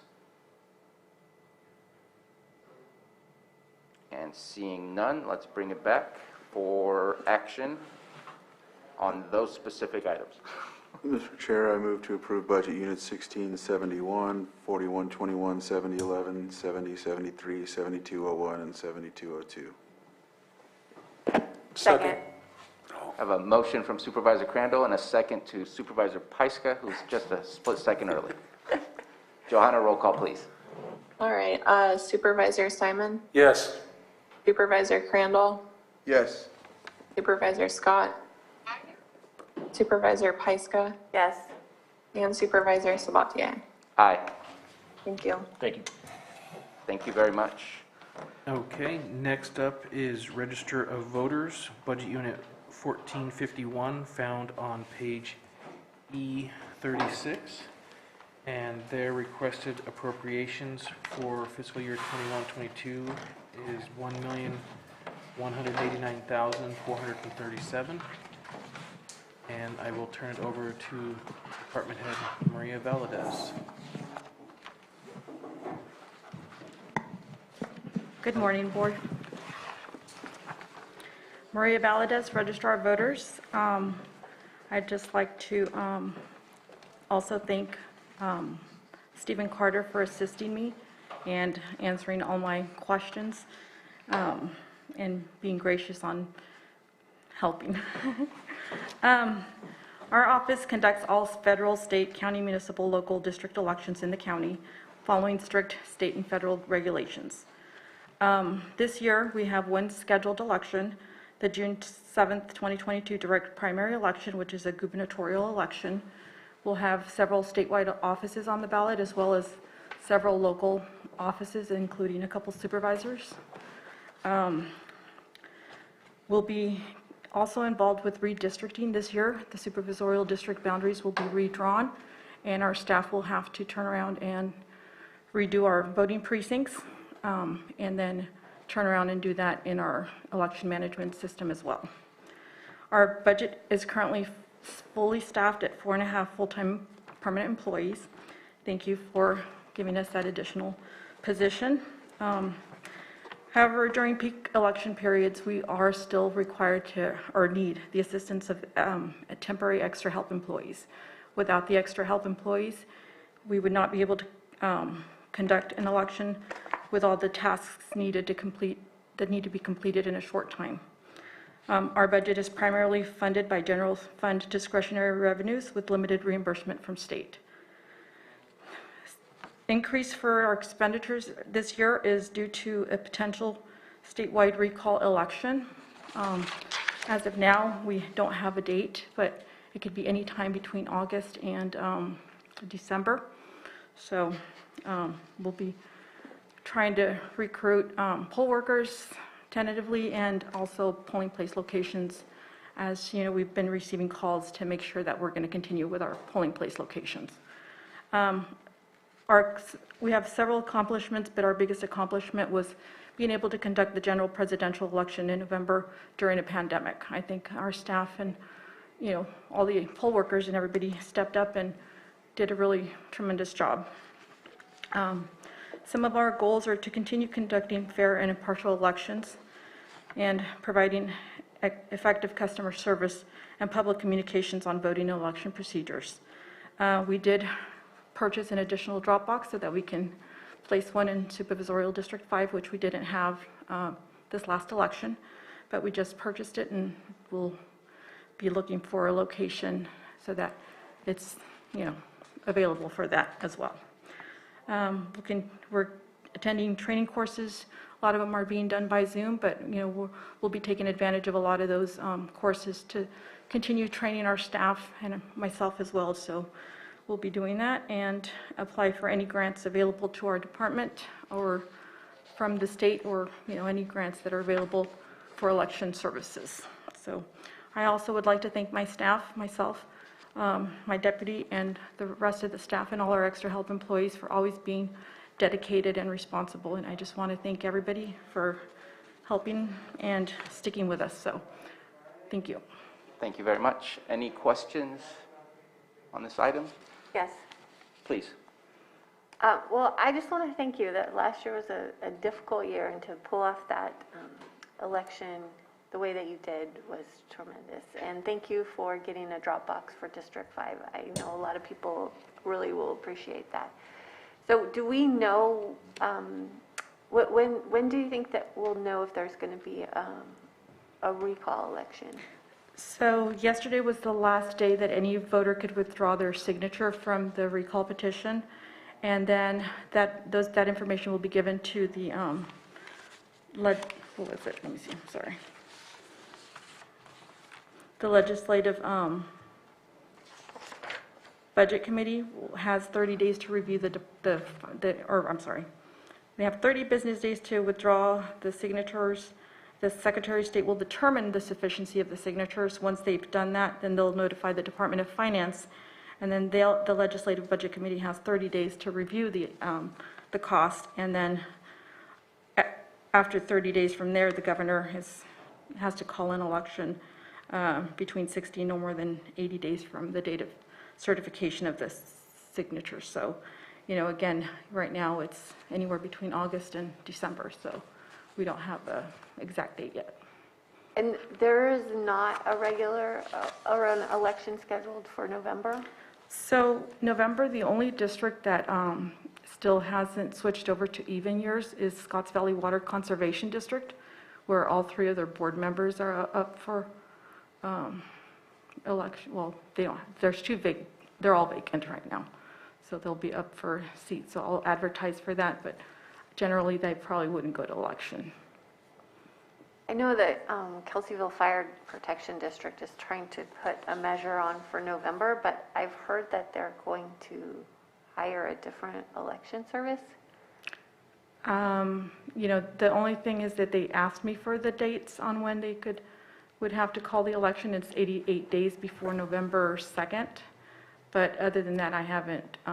Maybe they're doing a landowner election. I'm not sure. And so the next scheduled election is next June? June 7th. Is that a primary? That's a statewide primary, So yes. it's not in March any longer? Or is that? That's only for presidential. Oh, okay.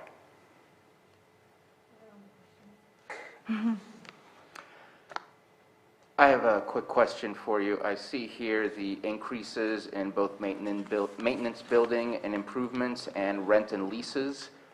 Does that mean what I think it means? Yes, I did see that also, and I was going to mention that also. It looks like we will be.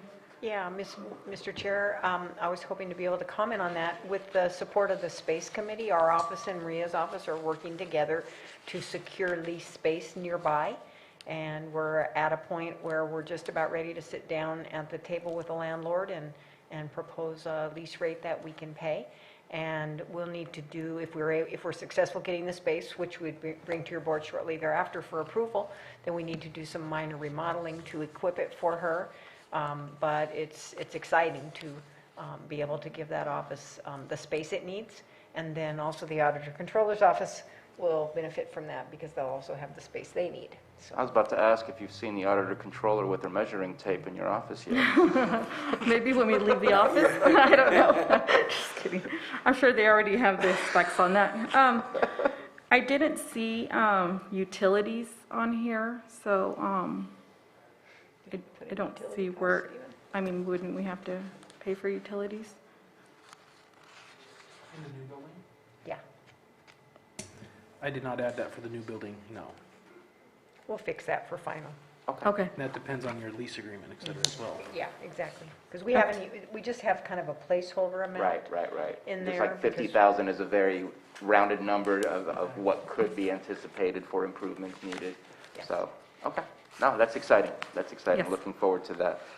And also, I did have a question about the June 7th, and thank you for clarifying that the primaries in March are for presidential and not for anything else. But in the presentation that we received for the redistricting, they said that districting is finished on December 16th, and December 17th is when we can file for candidacy. Is that not the right date, with June being the election?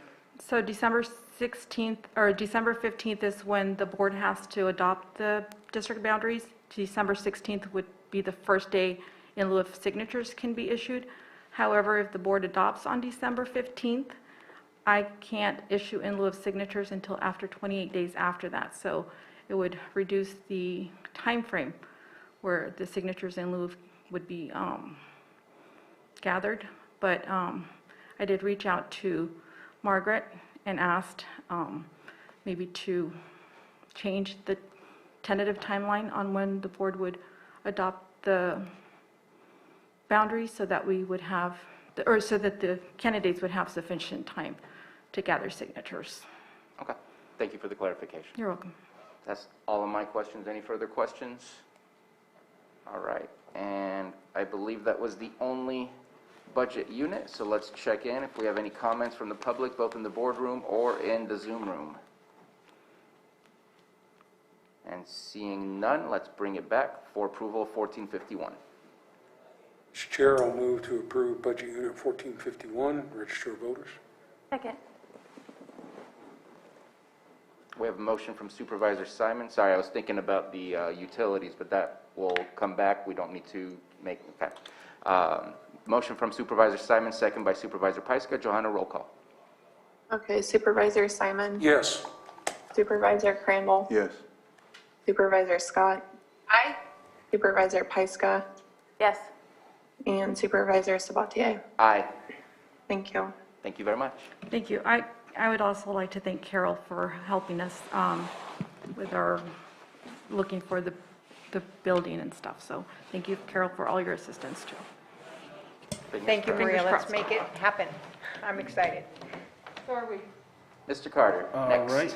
Next up is Public Works Administration, Budget Unit 1903, found on page E64.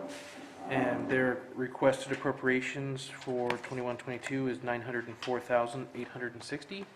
And I will turn it over to Department Head, Mr. De Leon. Thank you very much. Good morning, Board, and thank you for the opportunity this morning. I'm going to start off like most of the other department heads have and thank a few people, Alicia Ayala with our department, Sylvia Valadez, and Lindsay Nowlin were instrumental in putting our DPW budget together. I'll be up a little bit later this morning for Department of Water Resources and thanks some additional folks for that. But as it's been stated, you can't get through this. You cannot do this without your staff, and they are fantastic. So just give them a quick shout out. What I'd like to do this morning is just hit some of the highlights of DPW. We have 11 primary budget units and approximately 34 what I'll call secondary budget units. Those account for subdivisions and various benefit zones. And, you know, occasionally through the years or from budget year to budget year, we will have expenditures in some of those benefit zones.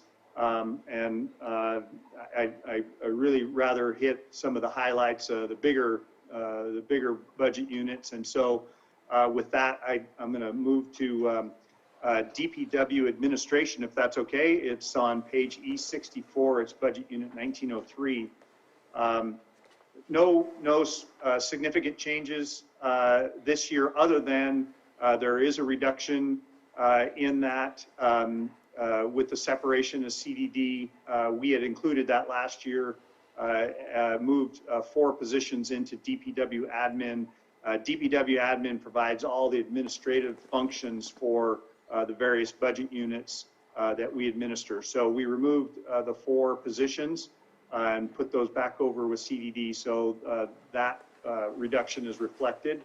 The number of positions was reduced from 15 to 11. Budget unit 1908 is engineering and inspection. That's found on page E70.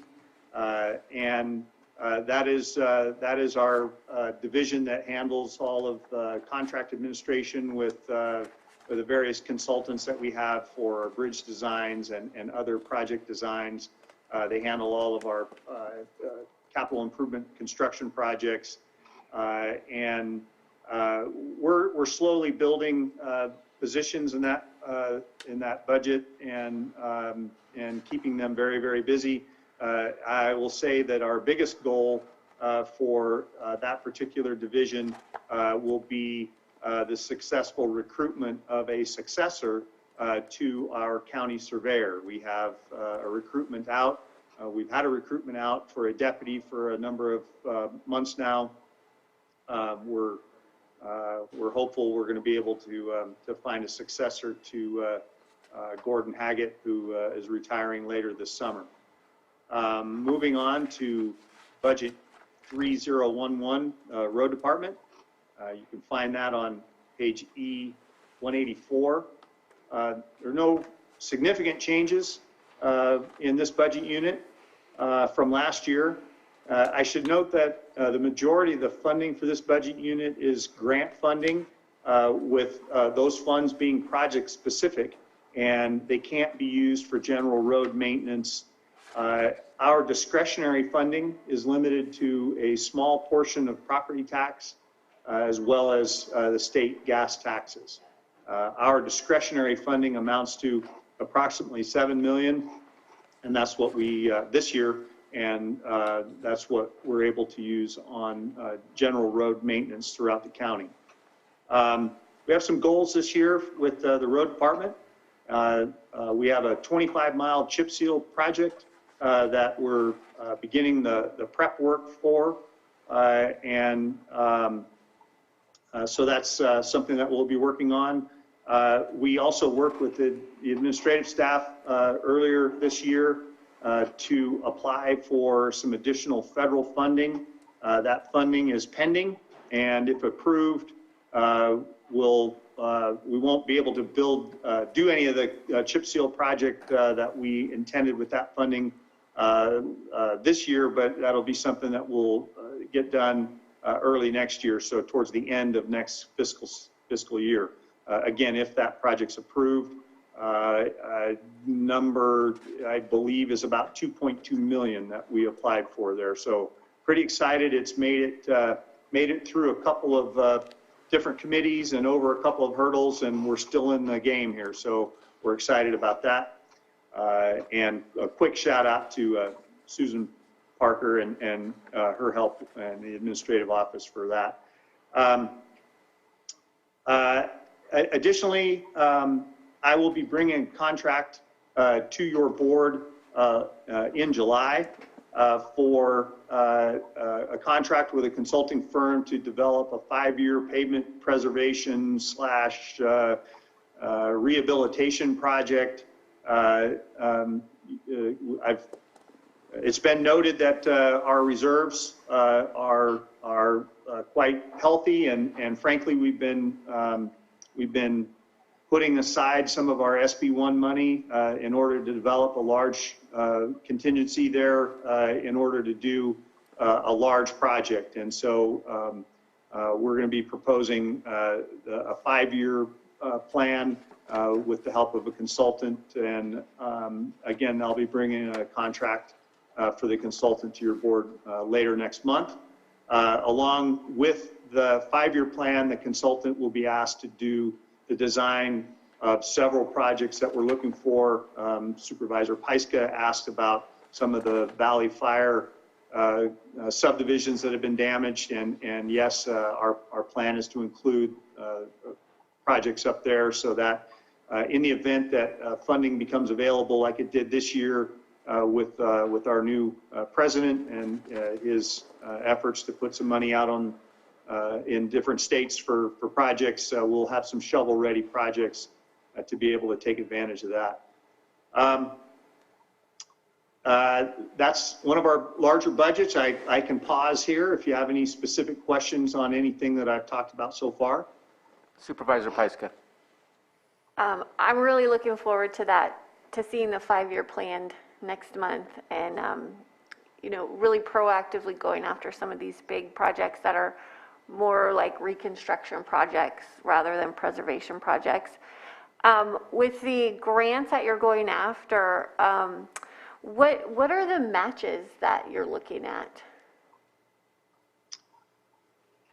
Well, Susan may have if she's on, she may have a better idea of that. If there is a local match from the federal fund for that federal program, and if that's the one you're talking about, if there is a local grant or a local match, we would use our discretionary funding and reserves to do that match. Typically, they're around 11%, and so if that's the case, we'll do that with our discretionary funding, and would likely be a modification we'd make at mid-year. Okay, thank you.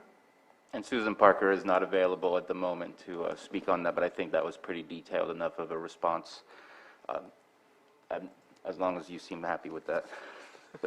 Any further questions? Supervisor Simon. Yeah, just comment on those. Obviously, great to hear that focus on the Valley Fire operations. Obviously, Anderson Springs would be another project, hopefully, and I don't know if you have anything planned for that, but in that 5-year plan, Anderson Springs roads is definitely something in my district that was affected by the Valley Fire greatly, and I want to make sure that's put in there too, or at least have that conversation. So the other thing, Scott, for budget-wise, as far as road projects, it's something we're probably all dealing with in each one of our districts. We look forward over the next 5 years is county unmaintained roads. And not talking about, I know they're unmaintained, but we got to have a conversation. I know there's the benefit zone opportunities, but looking at some type of opportunity as we move forward, or for some type of graveling or other opportunities for some of these roads. We just run into those. I would think each one of our supervisors probably get those calls. I know that's a big challenge. It adds more to your plate, but I think we need to have that conversation as we move forward the next couple years' budgets. You bet. Be happy to have those conversations, and you know, obviously, funding is the challenge, and so we'll look forward to having that and trying to come up with some creative ways of making those things happen. Any further comments, Yes. questions? Thank you for your reports, Mr. De Leon, and I'm excited to see what's on the shovel-ready project list. So, And I want to thank Supervisor Simon for bringing up the unmaintained roads, because that is something definitely we need to look at. I know that maybe something as simple as even just a double chip seal, just to help out at least, rather than doing a complete resurface. That way we're not spending a huge amount. But I do want to bring up something, and I get it that the reserves need to be maintained in order to use for matching funds or emergency purposes, because you never know if there's going to be a road failure that was unexpected that can happen. But I know it's been discussed, and I'm thinking of District 1 that Supervisor Simon has mentioned before, where there's only one way in and one way out, and maybe looking at punching some new roads for safety purposes, and being able to make sure that there's more than just one way in and one way out of certain areas. And Supervisor Simon, you would know better. I know you've brought it up before. It was a road around either Socrates Mine Road or Anderson Springs, or yeah, Anderson absolutely. Springs. And I just think that those types of projects are important for the fact that we know that fires are not going away. We're trying to mitigate them so that they remain small and not disastrous. But if a fire occurs in a specific area and there's only one way out, it can create a very chaotic situation. And I would love to see our reserves, not all of it, but if it takes $1 or $2 million out of it just to create a safety corridor where there's 2 ways in and out, that would be something that I would be happy to see. So just something else to think on. I know that we did that in the avenues for the city of Clear Lake, and that changed the landscape over there.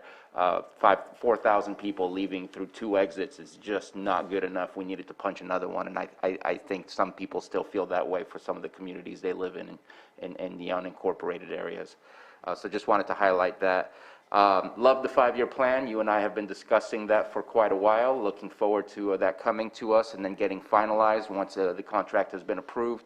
I see that as a investor portfolio for us to push out to people, saying, hey, look, we did year 1 and 2. We're going to do year 3, 4, and 5, and they can really trust that we're going to keep moving forward on that kind of plan. And so I'm looking forward to that. That's all good stuff. I have a question about, you kind of breezed over and maybe you stopped early, I don't know, but on the road benefit zones, are each one of the road benefit zones a contract? Was it voted on? How were they all approved in the same way, a 218 type of vote, just like we did with the fire benefit zones? Basically, yes, we have approximately 23 or 26. The total number escapes me, but we have many benefit zones. They all go through a process that is a vote, and we handle that here in the department. And you know, if the voters, all the property owners within the proposed zone, you know, if you have a majority that votes in approval of the assessment, then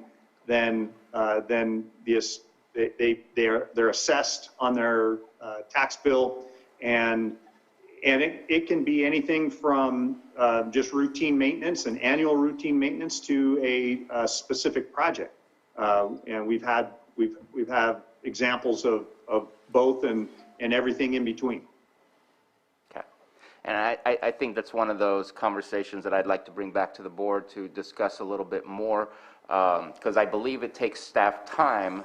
It's not something we contract out and just automatically whatever money they give us, we give to a contractor to do the roads. It takes our staff time away from other things, which in my mind, I'm while it's nice to be able to tax yourself in order to get something, I don't see the equity for the rest of our communities where we're taking your staff to provide for those who can afford to provide and taking away from those who might not be able to provide. And so I think it needs to be a conversation on how do we try and get more done, and how do we move forward with that, because I think it's an imbalance, but I get it that it was a simple way for us to move forward. So further discussion. But the rest of it, and the options there, the options are I won't say endless, but there are many ways to do those. Sometimes we contract the work out for the large capital improvement projects. Those go to bid, and they're done by a contractor, and then the continued maintenance is done by county staff. And typically we do that on projects that the roads were already county maintained, and you know, it's cheaper for us to maintain a road that's in good condition than it is for us to maintain a road that's in poor condition. Right. Again, for further discussion, since that's getting beyond just the budget. And you had paused before any further questions, and I think if we have no further questions, oh, yes, Supervisor Simon. So just goals and objectives for long term. I know I've talked with you about this, Scott, before, but looking at as we're putting our 5-year plan and other thing together, I know we haven't done it here in Lake County, but and that can be corrected today, but looking at opportunities to borrow funds for long-term projects and big expenditures, because we know if we can maximize the funds that we do have for some large projects and funds. I think that we had a presentation here a couple of years ago where there's opportunities to borrow, I think up to $25 million for large capital improvement projects and other things for a long-term look. If we can maximize those opportunities for loans, long-term loans through the county, I think is something also to look at to, you know, just really start to improve. We know where our index is as a county, as roads, and we got a lot of work to do. I think we're just going to have to think about things we haven't done in the past to get us and to give you the help and the funds you need to do some of these projects. Right, and one of the benefits of having a plan and having some shovel-ready projects and you know how much it's going to cost, or you have an estimate of what it's going to cost, and it's a whole lot easier to go after those types of funds and loans or other alternative funding sources if you have all that in a plan. And so I'm looking forward to getting that completed and taking advantage of some of that. Absolutely. And I appreciate the comment, Supervisor Simon. We need to look at all options to see how we can maximize the results of what we're doing. Absolutely. My last comment to you, Director De Leon, is that your surveyor, Gordon, is absolutely valued for the work he does. And I want to say the same thing to you as I said earlier to another director. If you struggle to be able to replace that position after his retirement, I would say please come to the board so we can discuss how to better create incentives to get people into that position. It's an important position. Yes, thank you. Would you like to continue? Absolutely, you bet. I'll jump to the Lamson Field operations and capital projects. It's on E207 and 211. We've made some great strides with Lamson Field. I think our Pilots Lounge has been a resounding success, and I thank your board for your support and continued support. We are getting a general fund contribution to help with our Pilots Lounge, and I thank you for that. That was part of the Vision 2028, the improvement out at the airport and the prioritization of the airport, and you certainly have done that, and so I thank you again for your support. We got rid of some derelict airplanes. We're in the process of getting rid of some that have been long-time fixtures out at the airport, and we have some big plans for this year to continue that. We completed our runway and taxiway pavement preservation project, and we're already kind of getting started on the design work for that, and so we're just going to continue with the projects out at the airport. One of our goals for this year is we need to go through an RFP process to get a consultant back on board for continued planning services. We do this every 3 or 4 or 5 years. I think it's been about 5 years since we did this, and so we need to get that out in the community and get our consultants to give us some proposals. We've had great success with the consultant that we currently have, but we do need to go through that process. So that's one of the goals for this year for the airport. And I'll move on to Central Garage, Budget Unit 9905, be found on page E397. This is the budget unit that maintains the fleet of vehicles for county use. We have approximately 134 vehicles in the fleet now, 69 of those sedans and 65 trucks. Most of those are assigned to specific departments. When we prepared the budget, we proposed a decrease of 1 cent per mile for the operation rate.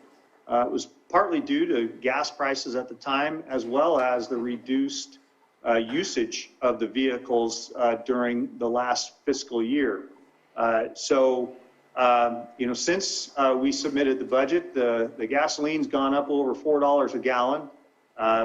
We're hoping that with some of the COVID restrictions being relaxed, that we're going to see more use out of these county vehicles. So we're going to keep an eye on, we're going to maintain with our recommendation to reduce that operation rate by a penny, but we're going to keep an eye on that, and that may be something we look at mid-year. But I wanted just to note that some things have changed a little bit since we submitted the budget, but we're going to stick with it and just keep an eye on it. We will continue our lease vehicle trial. We have approximately 11 vehicles currently in that trial, and we hope to add a few more as other departments have vehicles that need to be replaced. I'm kind of presuming that the trial is going to continue for another couple of years. We'd like to get through some actual completion of leases so that we can see the total cost of the program and having vehicles leased instead of purchased. And then we'll be able to review the rates for those vehicles and perhaps adjust them accordingly. Finally, the last budget unit I want to talk about is 9908, which is our heavy equipment replacement. We have a number of trailers and different things and modifications to existing equipment that we are proposing, and probably the biggest purchase that we have in that budget unit is the replacement of a backhoe with a small mini excavator. We purchased one of those a couple of years ago and it's proven to be extremely valuable. So we are proposing the replacement of an older piece of equipment with another backhoe, or excuse me, an excavator. With that, I'll be happy to answer any questions. Any questions from the board? And Supervisor Scott, I see you through 3 lenses of plastic, so it's hard for me to see if your hand is up, so please just speak up if you have something to say, because the way it's set up for me, it's very difficult to see you. Supervisor Simon. Just on the equipment purchases on the backhoe and stuff, Scott, just a simple question on, and you may have a bunch of this equipment, but masticators or other things that can attach to these equipment for fuel reduction, is that something that your Department of Public Works is thinking of, or just thinking the direction we're going here, if that's any of these purchase of new equipments or any of those type of attachments? Well, not for this particular piece of equipment. We do have a couple of mowers, big heavy-duty mowers that we use for brush and roadside vegetation abatement. And so we do have a couple of those. They're use-specific pieces of equipment. I can tell you that they are some of the highest maintenance and repair pieces of equipment that we have, just simply due to the design of them. And you have big, heavy rotational things that are flailing away at vegetation. They're susceptible to damage, especially if you hit something pretty hard, or you hit a rock that you didn't see, or something of that nature. So we have some specific equipment for that. Our work is limited to what we maintain for the roads. So we do vegetation clearing and vegetation management within the road right-of-way. And unfortunately, due to the nature of the funding that we have, we need to show that all expenses are related to road maintenance, unless they're funded through some outside source and we are reimbursed for our time and equipment. Yeah, and my question was specifically to right-of-way issues on, especially some of our rural roads. There's thinking out in, Spruce Grove Road, Jerusalem Valley, out in that area. So I know there's right-of-way and other opportunities. So I just asked the question. Thank you for the answer. Yep. And I think that we're on the same page. I was going to ask the exact same question. I know I've seen them working right now on the ridge right behind the landfill, doing that work and clearing on the way towards Lower Lake.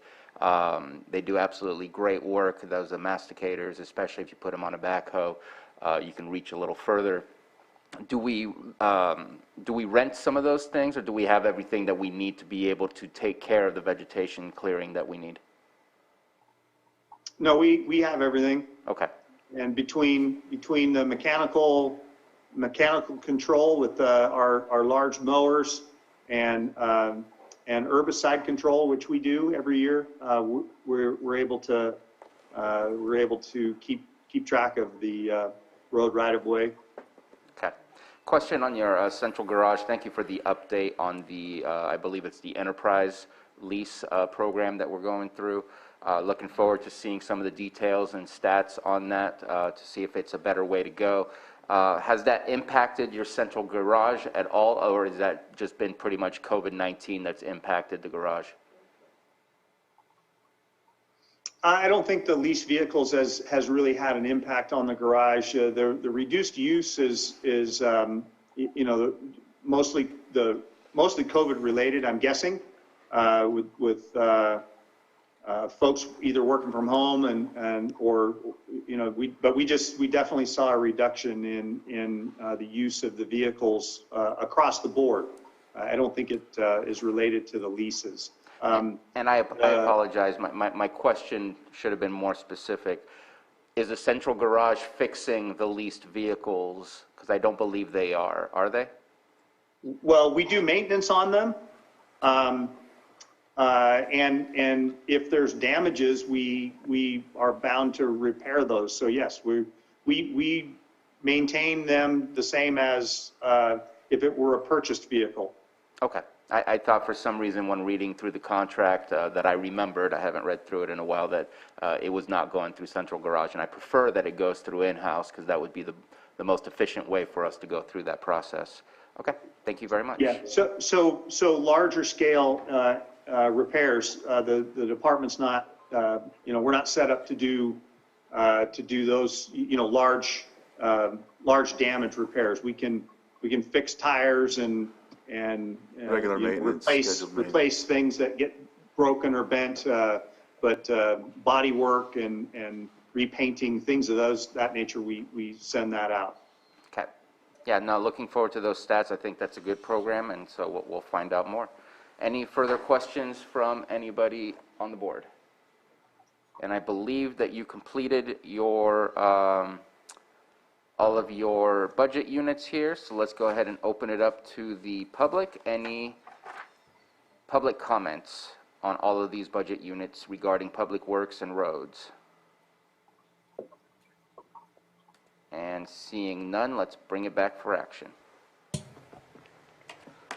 Mr. Chair, I move to approve budget units 1903, 1908, 3011, 3122, 9905, 9907, 9908, and 9911. If there's any I missed. I think it was, I'm not sure if you said 0464 through 0472. Oh, yeah, no. Because it's a whole bunch of CSAs. Right. It's 04. Did you say 306 to 3081? Yeah, that's the one that he's pointing at. All the ones that you have dashes on, you want to say through, that way it covers all of the budget units in between. 3062 through 3081, I did not mention that one, I just mentioned the... And then 8464 through 8472. 8464 through, yeah. And 8483 through 8492. Right, so moved. Second. So we have a motion from Supervisor Crandall and a second from Supervisor Pyska. Johanna, roll call, please. Okay, Supervisor Simon, Yes. Supervisor Crandall, Yes. Supervisor Scott. Aye. Supervisor Pyska, Yes. and Supervisor Sabatier. Aye. Thank you. Mr. Chair, Thank you, as board, long as- and a special thanks to both Carol and Stephen for their continued support and assistance with our budget. So thank you both very much. Thank you, Scott. And before you go, we wanted to ask if you would be willing to just move right into the water resources budgets and... Well, I would love that. We will present the community development budgets later in the day. Our office will present those. So let's just move right on into the water resources budget, starting with lake bed management, which is budget unit 1672, and it's on page E44. Thank you. All I needed to do is switch over to the different Word document that I have here. So this is perfect. Thank you very much for your consideration here to let me just do both of these back to back. Water Resources has 9 primary budget units, and I'm going to go over some of the major functions of the division, and they include lakebed management, the flood corridor maintenance, and that's for Middle Creek project properties, the Adobe Creek and Highland Springs dams, the Kelsey Creek detention structure operation and maintenance, Upper Lake flood control facility maintenance, and then some of our watershed protection district functions include the Big Valley groundwater sustainability plan development, invasive species prevention program, stormwater pollution prevention, the Middle Creek restoration project, and Clear Lake water quality. I've listed those just by chance and not in any particular order. So let's start with budget unit 1672, which is lakebed management. I believe you can find that on page E44. There are no significant changes for the next fiscal year. We have some goals for this budget unit. We have begun the enforcement and abatement of non-compliant and dilapidated structures on the lake. We have assistance through the Civic Spark program and other staff that are identifying and helping us with that. And we're going to continue that effort to try to clean up some of these dilapidated structures, especially those along the scenic corridor of Highway 20. There are a number of structures that are in various states of disrepair, and so we're working on getting those cleaned up. And the other high priority project or goal for this division is the development of a mitigation for pile driving. Right now, contractors on the lake are limited to a very small window of construction due to potential impacts to the hitch related to construction noise and specifically the driving of piles. And staff is working on work with other contractors or with contractors on the lake, trying to develop some mitigations for that with the goal of opening up the window for the construction. So we're pretty excited about that. Budget unit 1674 is our flood corridor maintenance. That's found on page E49. That budget unit funds the maintenance of properties that we have purchased for the Middle Creek restoration project. We have a couple of things there. We want to continue demolition of structures as well as expand security on the properties that we've purchased.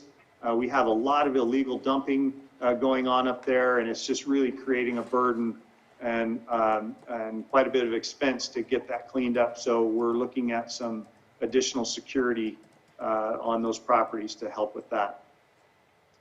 Moving on, 8101 is our flood zone number 1. That can be found on page E296. This budget unit, unfortunately, has been in the red for several years now. We've been operating off of reserves. This zone funds our state dam inspections at the Highland Springs Dam and Adobe Creek Dam, and the annual expenses related to those inspections has grown substantially over the years. And now the revenue that's generated by the property taxes on properties within the zone no longer pays for the cost that the state is charging us for inspections. So we're really going to need to look at something here this year, either through potential reduction in the state fees by working with our state legislators, or perhaps pursuing additional funding through an assessment for the properties in the zone. Again, these will be discussions we'll bring to your board at a later time. Moving on to 8104, which is the flood zone number 4 for Scotts Creek. It can be found on page E298. This flood zone was created in 1958 to fund the maintenance of a planned flood zone facility or flood control facility that was never constructed. Revenue is approximately $12,000 a year. and a large reserve has been established that we use predominantly to fund brush and debris removal projects. We're at a bit of a disadvantage here because the district has no easements over the creek within this zone. Where we can do work is pretty limited because of potential gift of public funds issues, and we really have to limit the work that we do on areas that should flooding occur, it would affect the road. So what we're wanting to do here is, for this year, is pursue easements from property owners and then apply to the state for a stream bed alteration permit to allow the removal of some of the debris. Again, a lot of this is on private property, and without a county funded or county sponsored project, each individual property owner would need to go to the state for a permit. So we're hoping to get in there and do something for the entire basin. And then we're also wanting to look for funding for a hydrological study of Scotch Creek to develop a large-scale debris removal and flood damage reduction project. We think that looking forward, having a long-term plan for dealing with Scotch Creek will benefit not only the property owners, but it will help reduce flooding on the roads. Scotts Valley Road is a primary access in and out of the county should one of the highways get blocked there, Highway 20 or Highway 29 get blocked. And so we really need to work hard at keeping Scotts Valley Road open, and this project would go a long way towards that. So that's one of the big goals we have for that particular zone. 8105 is flood zone number 5, Kelsey Creek. It's found on page E300. This is another flood zone that is struggling to keep pace with the cost of operations. We went to the residents of the zone in 2005 with a fee increase, and unfortunately it was rejected by vote. However, I think it's appropriate to investigate the feasibility of a new zone assessment. We have repairs that are needed at the Kelsey Creek detention structure. This structure is, when we have creek flows or stormwater flows, this structure is instrumental in recharging the groundwater basin in Big Valley. We have a significant amount of repairs that need to be done to this structure this year. And so we're definitely struggling with funding in this zone. Three more. 8107 is water resources. That budget unit provides the funding for all the staffing of the department. We've requested the addition of a water resources field worker in this budget unit to provide additional support for a variety of field maintenance projects. 8108 is budget zone 8, Upper Middle Creek Basin flood zone. That can be found on page E305. That budget unit provides the funding for maintenance of levees and the Clover Creek diversion structure.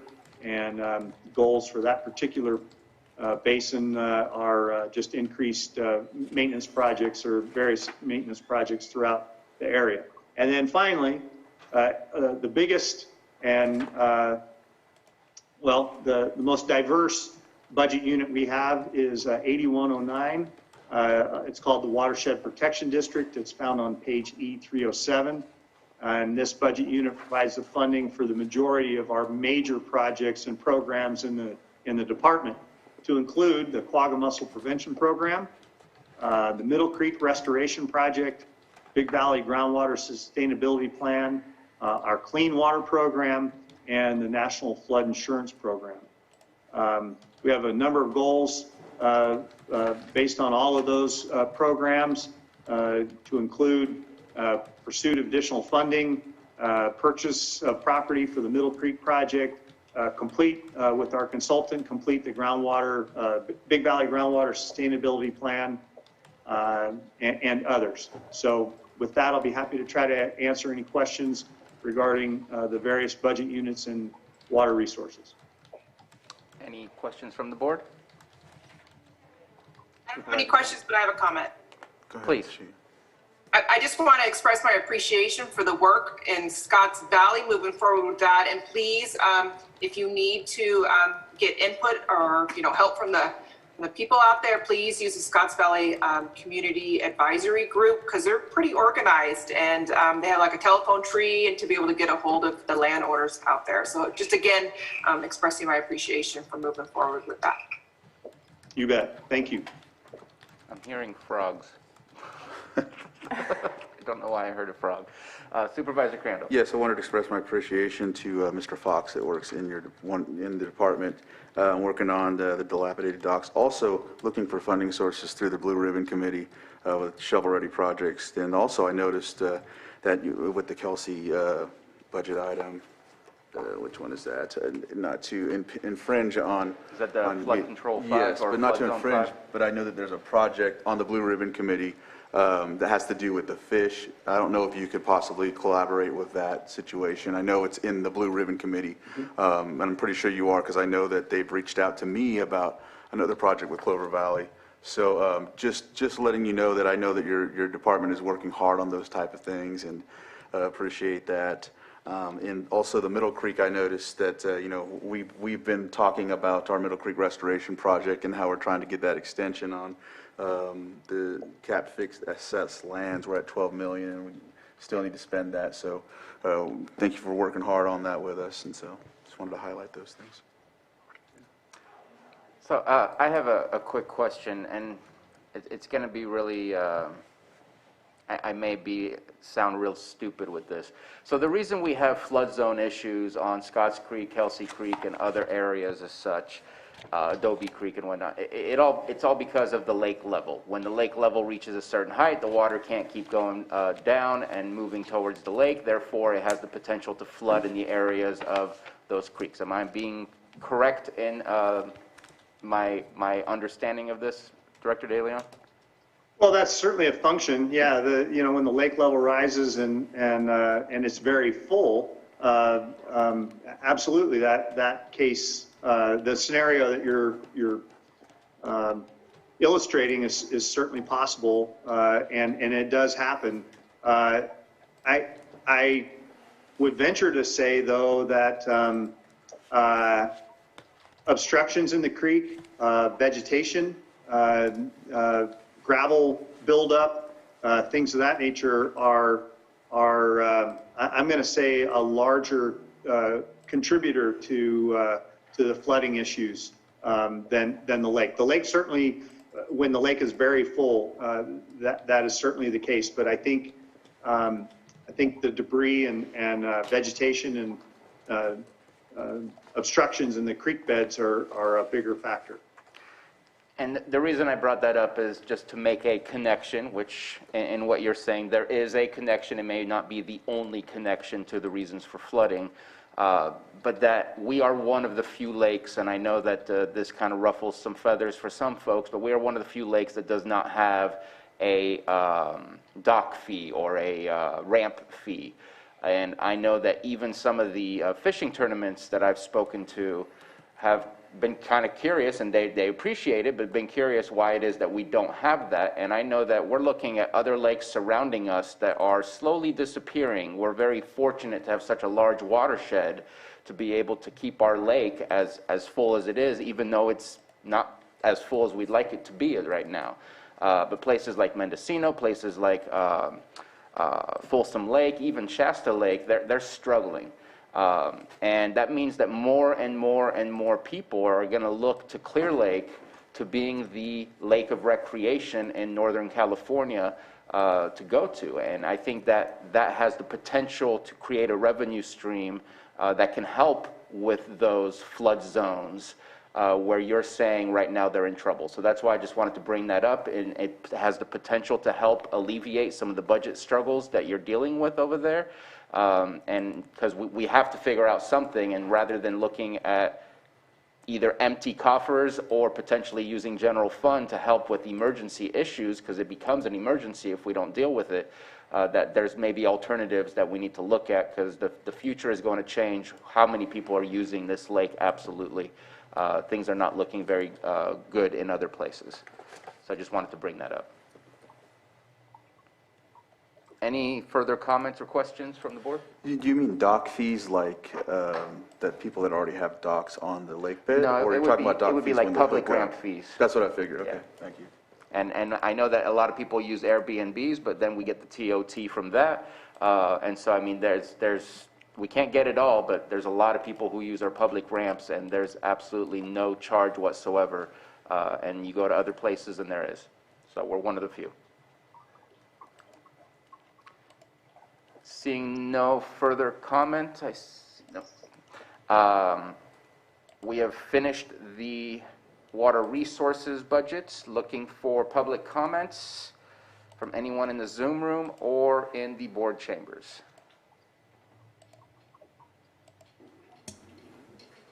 Okay, and seeing none, let's bring it back for action on those 10 or so items.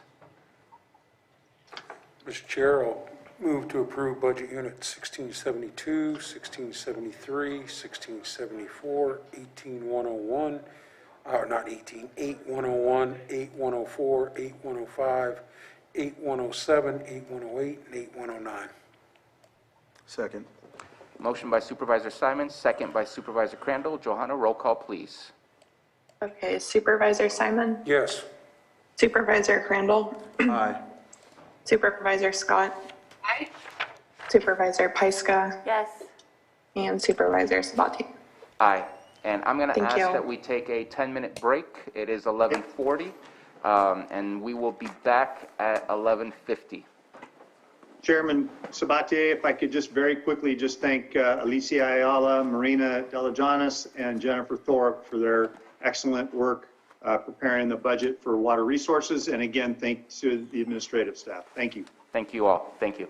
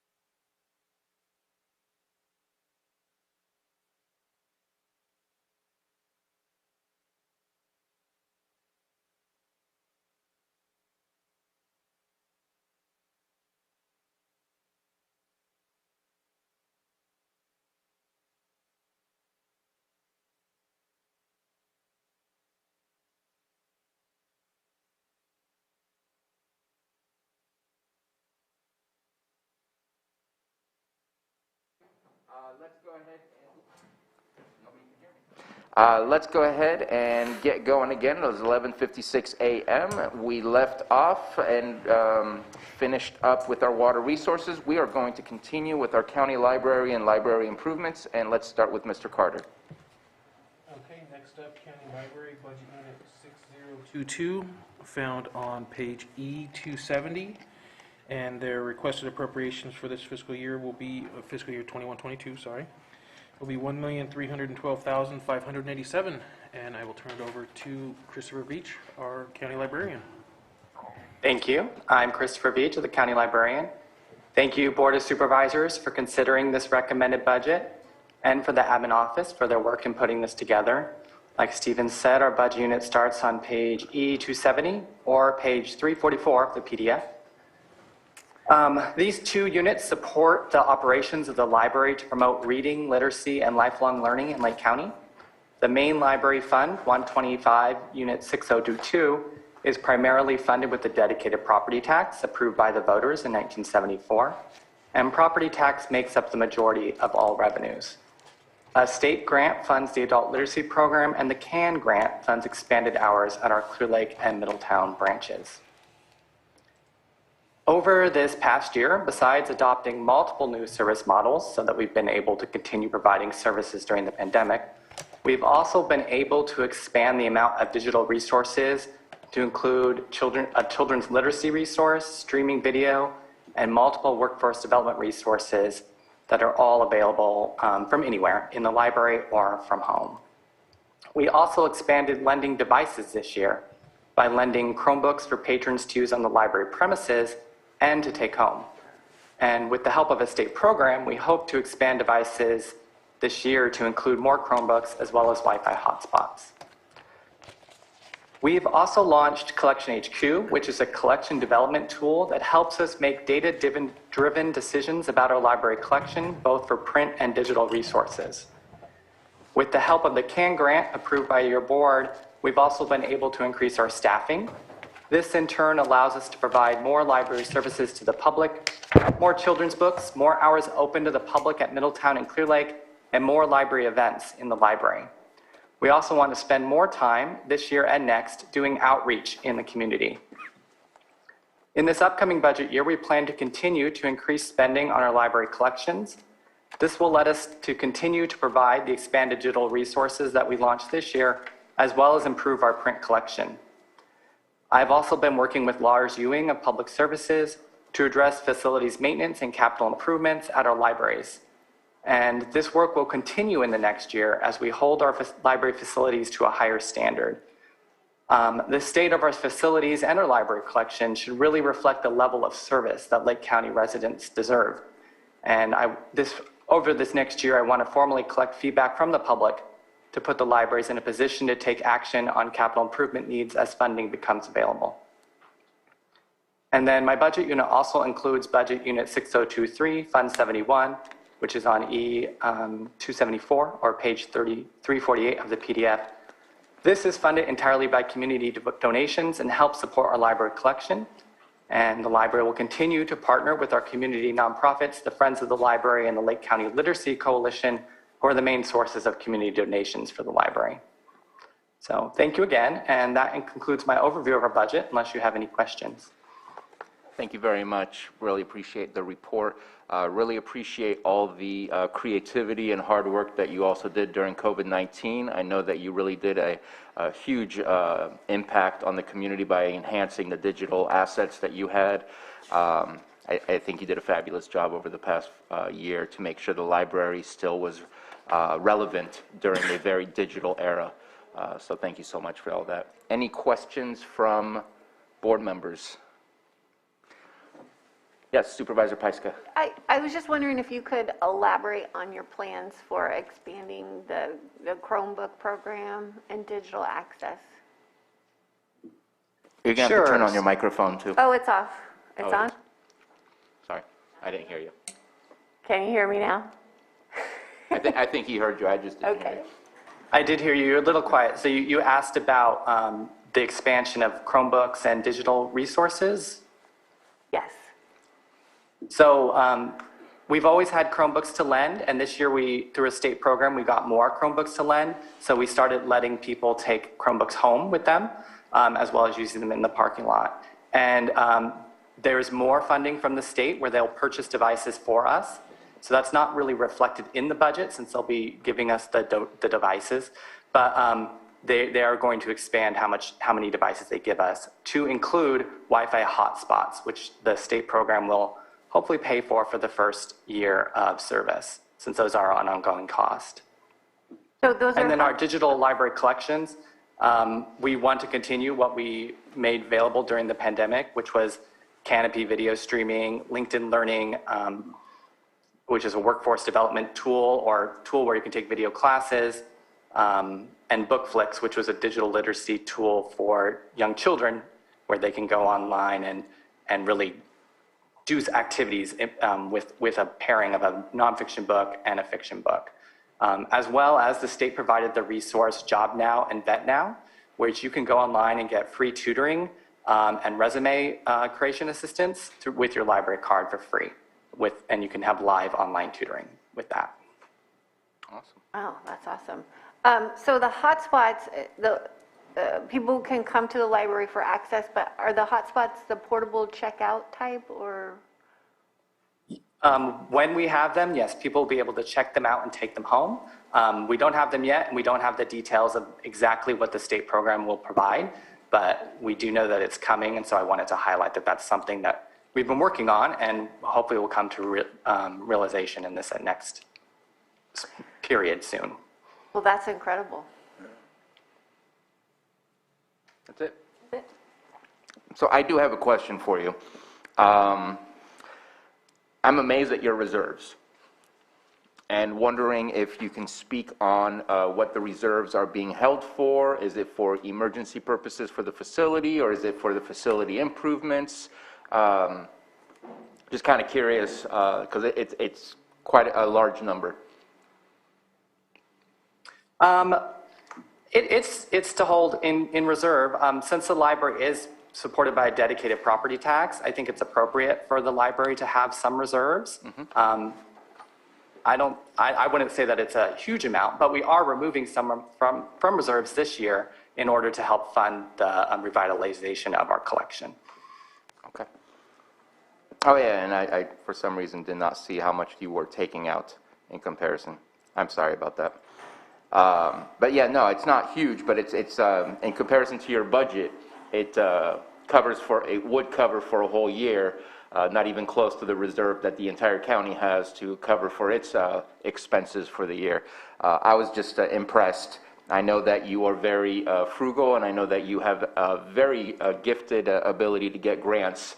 I do not worry. Everything I look at and see, you already know about when I bring to you. So you've been doing a fabulous job in accessing the funds that you need to access. So that was my only question. I appreciate everything you've done.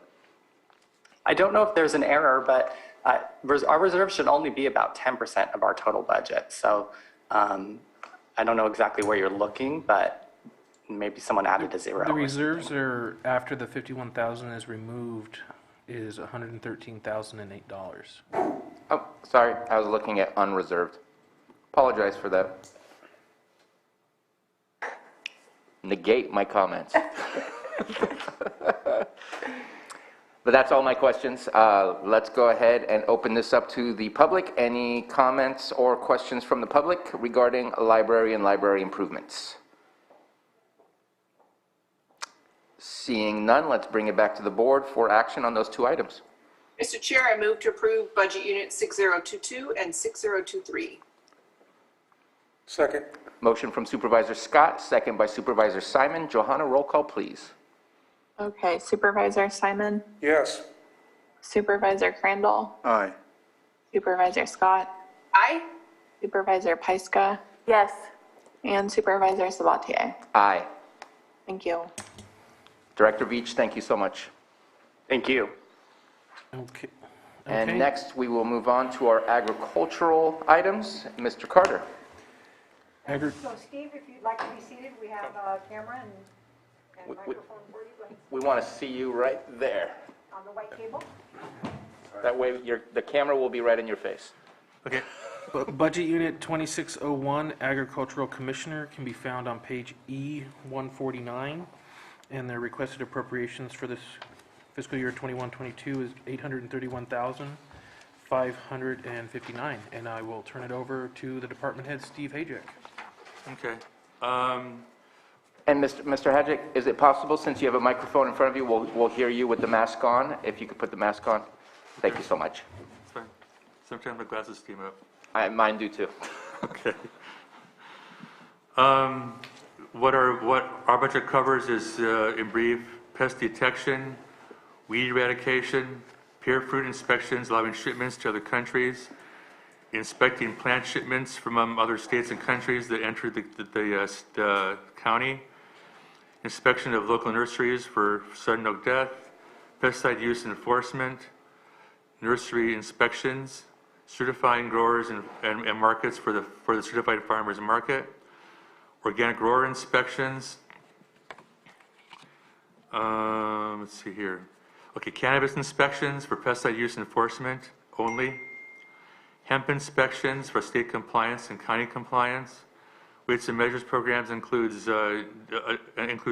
device inspections, gas pumps, store scales, meters at parks, those kind of things. Quantity control, which is packaging, weighmaster inspections, and petroleum signage. And the one thing that's impacted our budget the most this year, with hemp decreasing, cannabis is increasing, because we have to do a lot more outreach for pesticides and grower certification, and inspecting commercial scales has eaten up our time tremendously.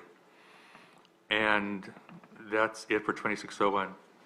If I may, just for clarification, the increase in commercial cannabis is taking up a lot of your staff time for inspections? Okay, yes. Thank you. Okay. Me? Yeah, go ahead and keep going over the next two. Okay, budget 2701, which is fish and wildlife protection and propagation. The budget's 19,500. We have a little revenue, 650 a year, but we have a reserve of 26,996. Just the two nines. And the budget 2701 supports projects that improve the habitat for wildlife and fisheries. We, the Ag Commissioner's Office, we manage the budget for the Fish and Wildlife Advisory Committee. The Fish and Wildlife Committee then recommends projects for the board for approval. Those projects come from private citizens who see a need for the money to be spent. Budget 2714, which is biological community. The purpose of that budget is to fund USDA wildlife services, which assist the public by protecting public health and safety, reduce livestock depredation, and mitigating property damage by wildlife. That's it. Thank you very much. Any questions from the board? So I have a question. I'm sorry if this is what you said when you said requests from the public. At one point, there was a request that came to us from the Fish and Wildlife Advisory Board for use of funds for one of the fishing tournaments. Was that coming out of that specific reserve of Yes. Fish and Wildlife? Gotcha. Yes. Okay. And then my question to you goes back to you related something about the need for inspections or the amount of inspections that you're doing for cannabis. Seeing what's on the docket at community development, that's probably going to continue to become a larger and larger burden for you. And maybe the conversation doesn't need to reside specifically here in agricultural commissioner budget, but maybe more looking at cannabis taxes, since it's directly related to that operation that's happening. And I don't know that there's anything coming from that those tax dollars directly back to you. I'm looking at your extra help. Maybe that's the easiest way to maybe get started on that, or if it's possible for an additional position to help with those. I think it's very important that we do those inspections and that we don't end up being so far behind that we don't have the ability to ensure compliance and everything else. So just wondering if that's something that's already been discussed. Is that something that the board wishes to discuss? Just kind of looking at you, Director Hadjic, first. That was on my cards as well. I like to have one more position. We can either have the position be non-licensed and do all non-licensed work, which would be limited but be helpful, or we could have a full-time licensed position that could actually do the inspections that are required for cannabis. To do the scales, you have to be certified by the state to do the work. And if you're not certified, then they can't do it. So they could do other other non-licensed work, I'm sorry, like insect trapping and stuff, but it'd be nice if we had someone who was actually licensed to do the work, because they could also do pesticide use enforcement work, which has suffered, frankly, from the hemp and cannabis programs. And I'm trying to look right at your budget. I'm eventually going to get there. Because I saw that you had some extra help in there. Right, we have 3 positions, we only filled 2 because it's, when we tried to get a third person, they'd only be able to work 3 hours. I mean 3 hours, 3 days. And and to ask someone to come to work for us for 3 days a week max is hard. However, yesterday actually, someone from another county department who's going to be retiring asked about that 3-day position. So maybe next year we could hire that third person. Okay. And I thought that number was a little higher for the salary and wages for extra help, because I was thinking maybe there's a way to kind of swap into an actual salary and benefit versus extra help. But I think it's of utmost importance that we have all the inspections needed. This is still new.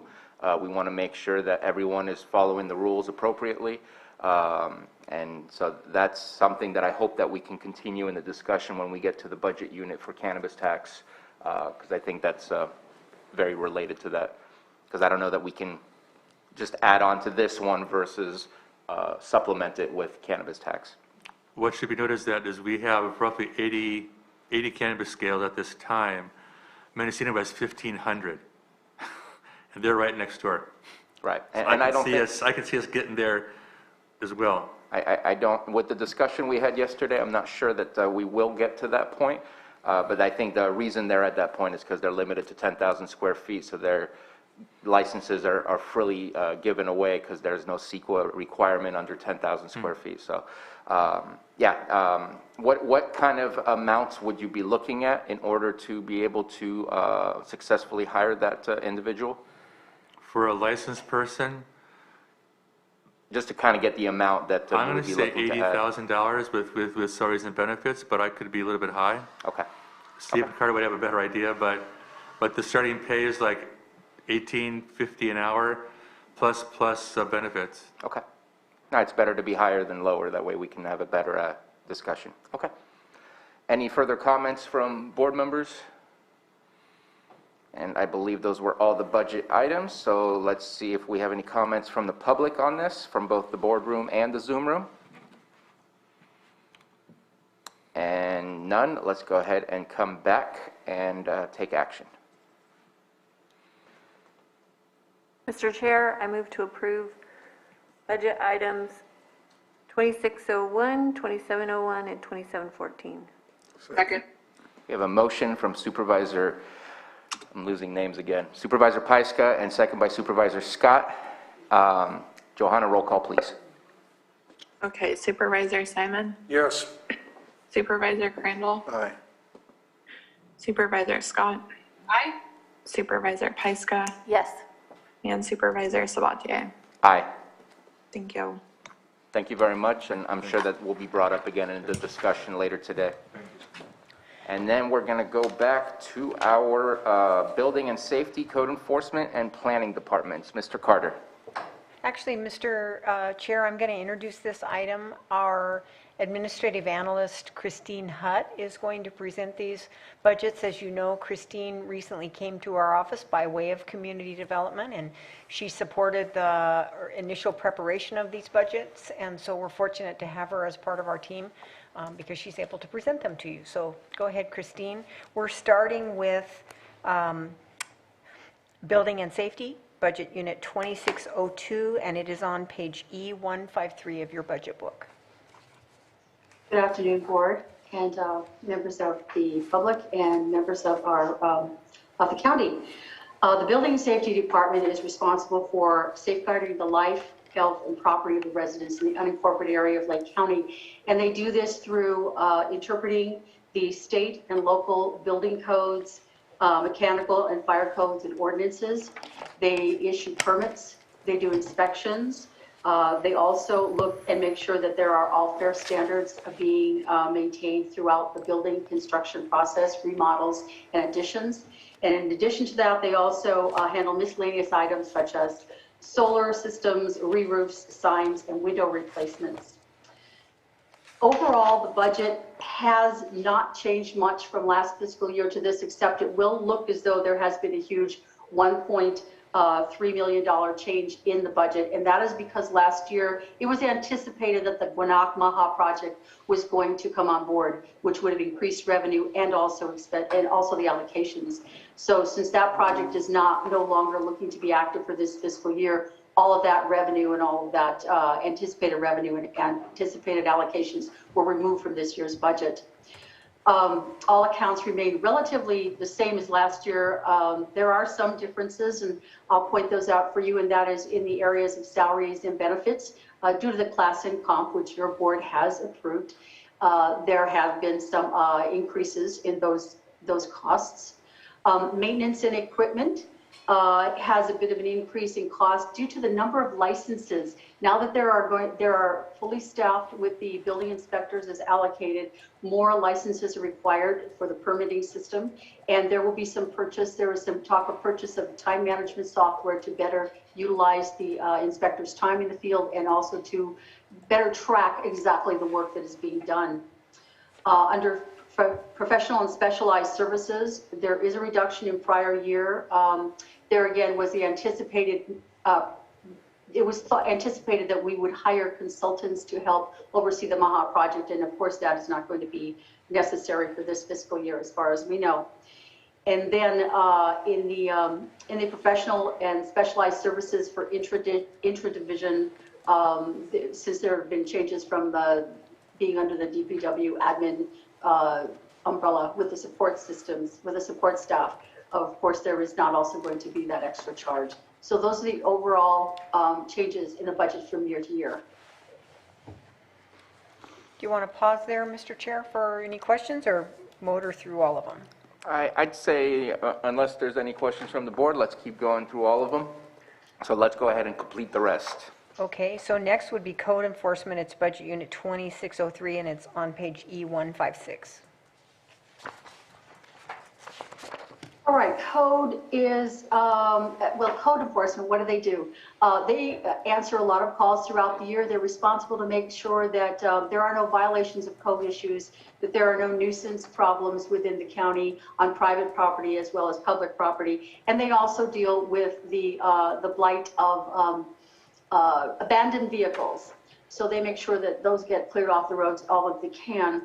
Now, from one year to the next, there is one thing that you may notice in the revenue is that there was a cost line item account change that was made for fines and forfeits. It's not that we're not going to be collecting them, it's just they were incorrectly coded last year, but it is expected that they will be able to administer citations for fines and forfeits for those people who are multiple offenders, shall we say. Next, let's see. Oh, yes, charges for services and auditing and accounting. That is primarily the account code. This is in revenue coming from the DMV for the AVA program, which is the Abandoned Vehicle Abatement Program. And that program has been a little bit more robust than expected. So we anticipate having a bit more revenue to spend on tows this year. Let's see, other current services, this is revenue again I'm discussing, is that the advent of cannabis annual inspections for permit compliance is going to bring in some revenue to this division, which had not previously been recognized. Under appropriations, again, there is some increase in salaries and benefits due to the class and comp. Workers' compensation, you'll see that for the first time in this budget because last year was the first time it was a standalone budget. Prior to that, it had been under another department umbrella, and as such, the workers' comp figure had not been calculated because it's calculated on a prior year's data. The same holds true for the insurance for public liability. That this is new to this budget this year because it could now be calculated for it. Under maintenance and equipment, again, we're having a full staff of code enforcement officers, so that will increase the cost and number of licenses that are required for them to operate in the field and still communicate through the Acela program. And again, we're also talking about purchase of some time management software equipment to better manage the time for staff in the field.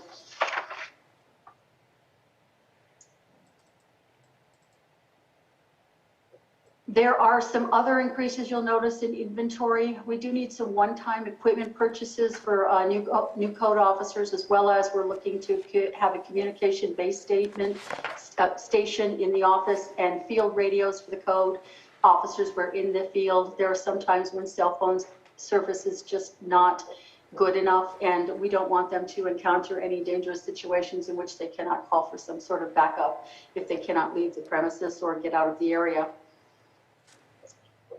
Capital equipment, now this is something you'll notice there's an SUV purchase here, and you may have noticed that it was on last year's budget as well. While it had been anticipated that this SUV was going to be purchased for the use of the cannabis code enforcement officer to go over some rugged terrain in some areas, due to a microprocessor shortage nationwide, the vehicle has not yet been completely built. They are waiting, the dealers, whoever they deal with to purchase these, to make these vehicles, they're waiting for the microprocessors. And so as such, they could not promise that we would get it this fiscal year. And at this point, being the middle of June, it does not look like we're going to get it. So it's going to move over into next fiscal year. However, I would like to point out that this vehicle is going to be covered. It's going to be paid for through the Prop 64 funds from cannabis. I think that's all I have as far as the major changes in this. Are there any questions about this budget? Now, let's go ahead and keep going through all of the budgets, and then we'll go ahead and get to questions. So next up is nuisance abatement 2604, and it is on page E159. Okay, nuisance abatement, the overall revenue, well, first let me say that the way this is funded is this was funded some years ago by the board, I believe from the general fund. And so this is basically a pot of money that has been drawn upon over the years. It is specifically for the abatement of properties, private properties, also illegal dump sites, which may be alongside of the road, the side of the road. And this year, what we did is we decreased the revenue to reflect what the realistic probability of the spending will be, because it's seasonal. Only some things can be done certain seasons, including some of that would be weed abatement. And under those circumstances, it has to be outside of fire season. Right, and this is going to also, the appropriations are going to better reflect what our historical actual costs have been for the abatement of the properties. And then I think we can move on to planning if we're going to continue. Yes, it's budget unit 2702, and it's on page E163 of the budget book. Planning is a very complex division, and their primary focus is that they interpret the rules, the codes, the general plan, the area plans, and they enforce the Lake County zoning ordinances, county subdivision, grading ordinances, extraction and exportation of groundwater, certification of environmental documents, and processing land use applications. They do work with the public hand in hand because it is their job to really to explore all the possibilities that an applicant is making to do some sort of a project in the county and make sure that it meets all the requirements. And then our planners also help the public out to figure out how they can accomplish their goals. So as far as revenue goes, there are some changes. First, let's talk about the the big one, and that is that last year's adopted budget was $1 million more, again, because of the Maha Gwinnett project, which had been anticipated to come on board. So both the revenue and the appropriations had to be dropped accordingly for this year's budget. Thank you, Christine. And then last is CSA 23, the wildfire benefit zone, and that's budget unit 8475, and it's on page E366. This budget is funded entirely through, it was a one-time tax assessment that was imposed upon the properties within the district at the request of the homeowners in each of the 4 homeowners associations. And the code department have been the ones who have been working with the homeowners association to identify those properties that have an extensive fuel load for fire within their homeowners associations. And so they then contract out with subcontractors with whom we have contracts to abate those properties. And this money, the revenue in here, well, not the revenue, but the funds that they're actually using is a drawdown from the taxes.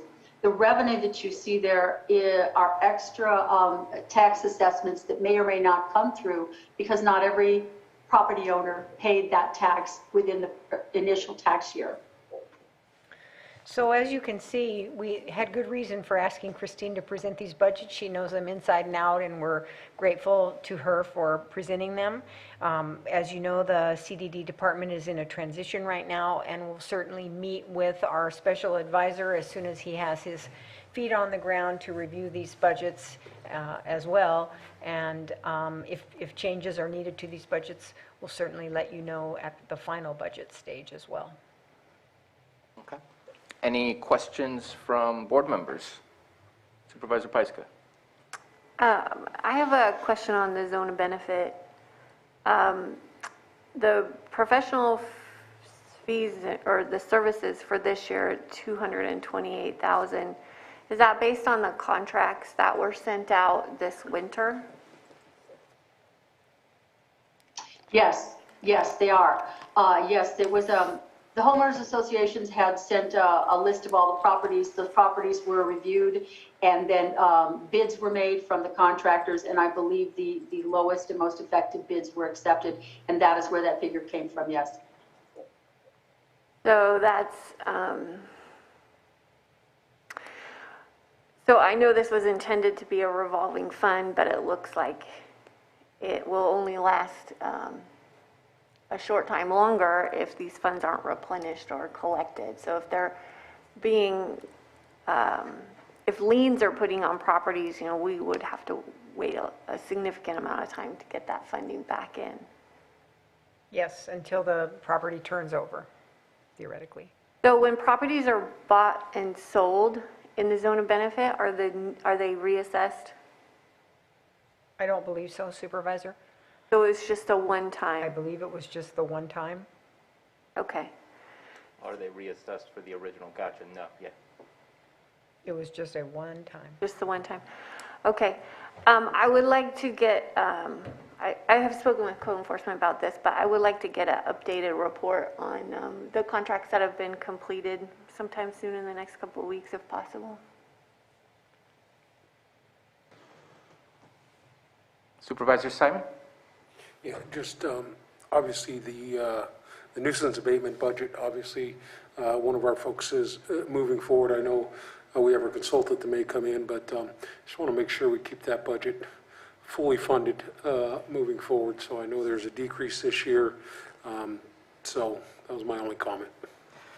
And I'm going to jump off of that comment because I think that's something that I was focused on as well. Last year we had $190,000 on there. I know I spoke about putting another $190,000 or at least around $200,000 from cannabis taxes in there. We said maybe if we spend the first $190,000, we'll come back and ask for it. It was never asked for, and in fact, we did not spend the full $190,000. And I'm going to be very negative here. I'm disappointed that we didn't spend $190,000 because there is absolutely work to be done out there. There are so many code enforcement cases. We're just not getting to the letter Z on our pathway to solving the problem. If we have property owners who are unwilling to comply, that's what the money's for. And then we apply those funds and lean it on their properties. But we have neighborhoods where if it's not getting cleaned up, those neighborhoods are feeling the burden of us not utilizing those funds. So I would like to see that fund go back to 190. In fact, I'd love to see it to be $400,000 because there is a lot of work to be done. And I would even go in the reverse in saying that when you look at the budgets for both nuisance abatement and code enforcement, I'm not quite sure. There seems to be some differences in where the revenues on fines and penalties comes from, but that number is dismal. And I hate to use the comparison, but if I know that in a full year, the city of Clear Lake can collect over $300,000 in penalties and fines because of using administrative fines, and we're about to get that same style of administrative fines, we're larger than the city of Clear Lake, and we have the similar type of issues to deal with as the city of Clear Lake. We should be using that to our advantage to not only get people to comply. Well, I don't want to take their money, I want them to comply. But if they don't comply, then we can use the administrative fines, and that gives us more funding. We only have 6 staff right now allocated to code enforcement. That is also, in my opinion, dismal. Granted, with the work of the board and the budget, that has changed over the last few years, but not nearly enough for the work that needs to happen. If we're going to go after illegal grows, code enforcement is our greatest ally who has less roadblocks in front of them than if we go after them using our law enforcement, using a criminal citation versus a municipal citation. I really think we need to look at enhancing our code enforcement budgets, looking at making sure that we are doing fines and penalties in the appropriate way, and not decreasing abatement when you can drive around our communities and recognize that there needs to be some abatement. So I'm disappointed we didn't use it all, no matter what the reason is, but I'm disappointed to see that it's dropping. It needs to increase, not decrease. And again, when we get to the cannabis tax conversation, I think that is a perfect use of that fund, especially if we're going to go after illegal grows. Mr. Chair, if I may? Please. I completely agree with what you're saying. And what I would ask is that, and I understand everybody's urgency in this area and matters pertaining to this department, but as you know, we're just barely on the cusp of new leadership for the department with the consultant coming in and the director recruitment underway. And what I would ask is that we continue to monitor the situation while we build capacity through the committee. We have a long list of priorities that we need to focus on, and certainly this is one. And so we build the capacity to expend those funds. And because I can't really tell you what has led to this situation at this point. We're not that far along in our process, but my request would be that you give us an opportunity to work on this and then plug the funding in that we know that can be used there. And I would like to see an additional, if we can get 300,000, similar to what I just said the city of Clear Lake's able to get, that, to me that would be an additional 3 positions that we can potentially add to the list, and that would make a tremendous difference, another 30% increase of feet on the ground that are making people accountable for following our municipal code. I will add one more, and again, you're going to give me the same response, that because of the transition, I think there's great reason why we put code enforcement in its own budget sheet. I want to see the same thing for the cannabis division, and I know that I talked about this last year. I want to bring it up again. One of the issues that we just had earlier, maybe a couple weeks ago when we did our fee structure, those numbers are not changing because we don't understand how much cannabis is actually costing us, because it's not necessarily its own separate compartmentalized area. And we need to compartmentalize it when it's so intense what's going on our 3rd floor right now when it comes to cannabis. That 75% of their work is related to cannabis, and it went up by 1 or 2% on the fee structure when we know that that's not correct. So I think we need to have a more, it would help us be more organized in understanding what the true cost is to our workforce to dealing with those types of applications. So Stephen, I'm going to put you on the spot. Do we not know the true cost? I believe if you follow the proper accounting within the revenues and expenditures, absolutely you can know Those the costs costs. can be identified. Absolutely. And the committee is actually contemplating, the CDD ad hoc committee is contemplating contracting out cannabis. We are aware of other jurisdictions that do. We think that it's possible. I won't say we think it for sure because it's something we're exploring, that may be the best solution to take the pressure of that program off staff. Now, certainly, staff would need to anchor a contractor. A contractor can't work, without supervision. But there's, there are a lot of plans and possibilities being discussed at the committee level. And I do see that in professional services, that's why the number is so high. I think it was 458,000 just off the top of my head. And that is meant to be dedicated, not meant to be dedicated, but meant for the possibility of contracting for that. But in my opinion, once we get to a point where 10 applications come in and 10 applications go out, then we can go back to just staff and not continue to have to contract out. And we need to have the right fee structures in place. And I do not believe we have the right fee structures. And whatever it is we need to do to get to that part of having the correct fee structure is something that I hope that we can do, because we're our last year, from what I've been told, is we've been working at a loss based on the number of applications and the length of time it's taken to get through those applications. And I don't want to do that.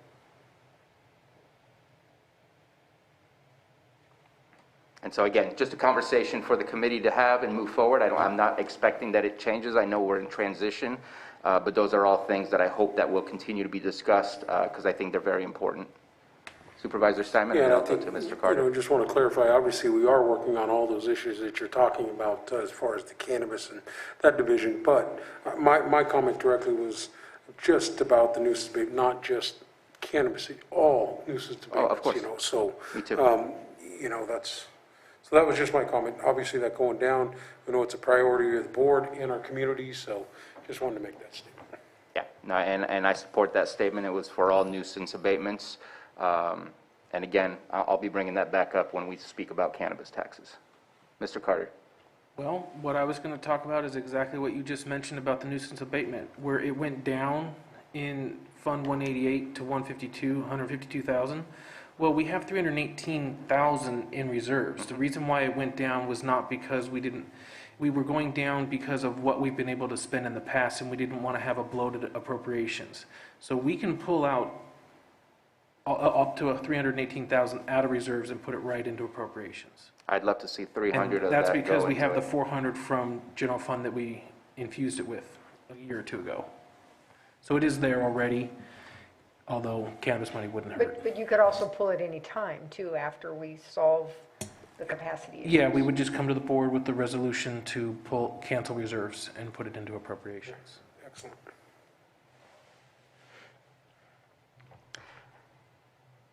And I guess it's not necessarily a budget thing, but I am seeking consensus to spend it.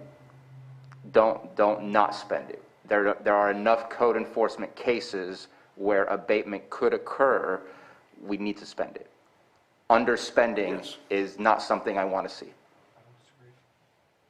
And I'm seeing at least 3, 4, and 5 consensus. So yes, let's stick with the 100 and spend it, and then let's come back and ask for more since there's 318,000. But we need to spend that money. It's going to impact our communities in very positive ways. Okay, thank you. Thank you. Any further comments or questions before we open it up for the public? Okay, and let's open it up to the public. Anyone in the Zoom room or in the audience here in the boardroom wish to make a comment? Let's bring it back for action.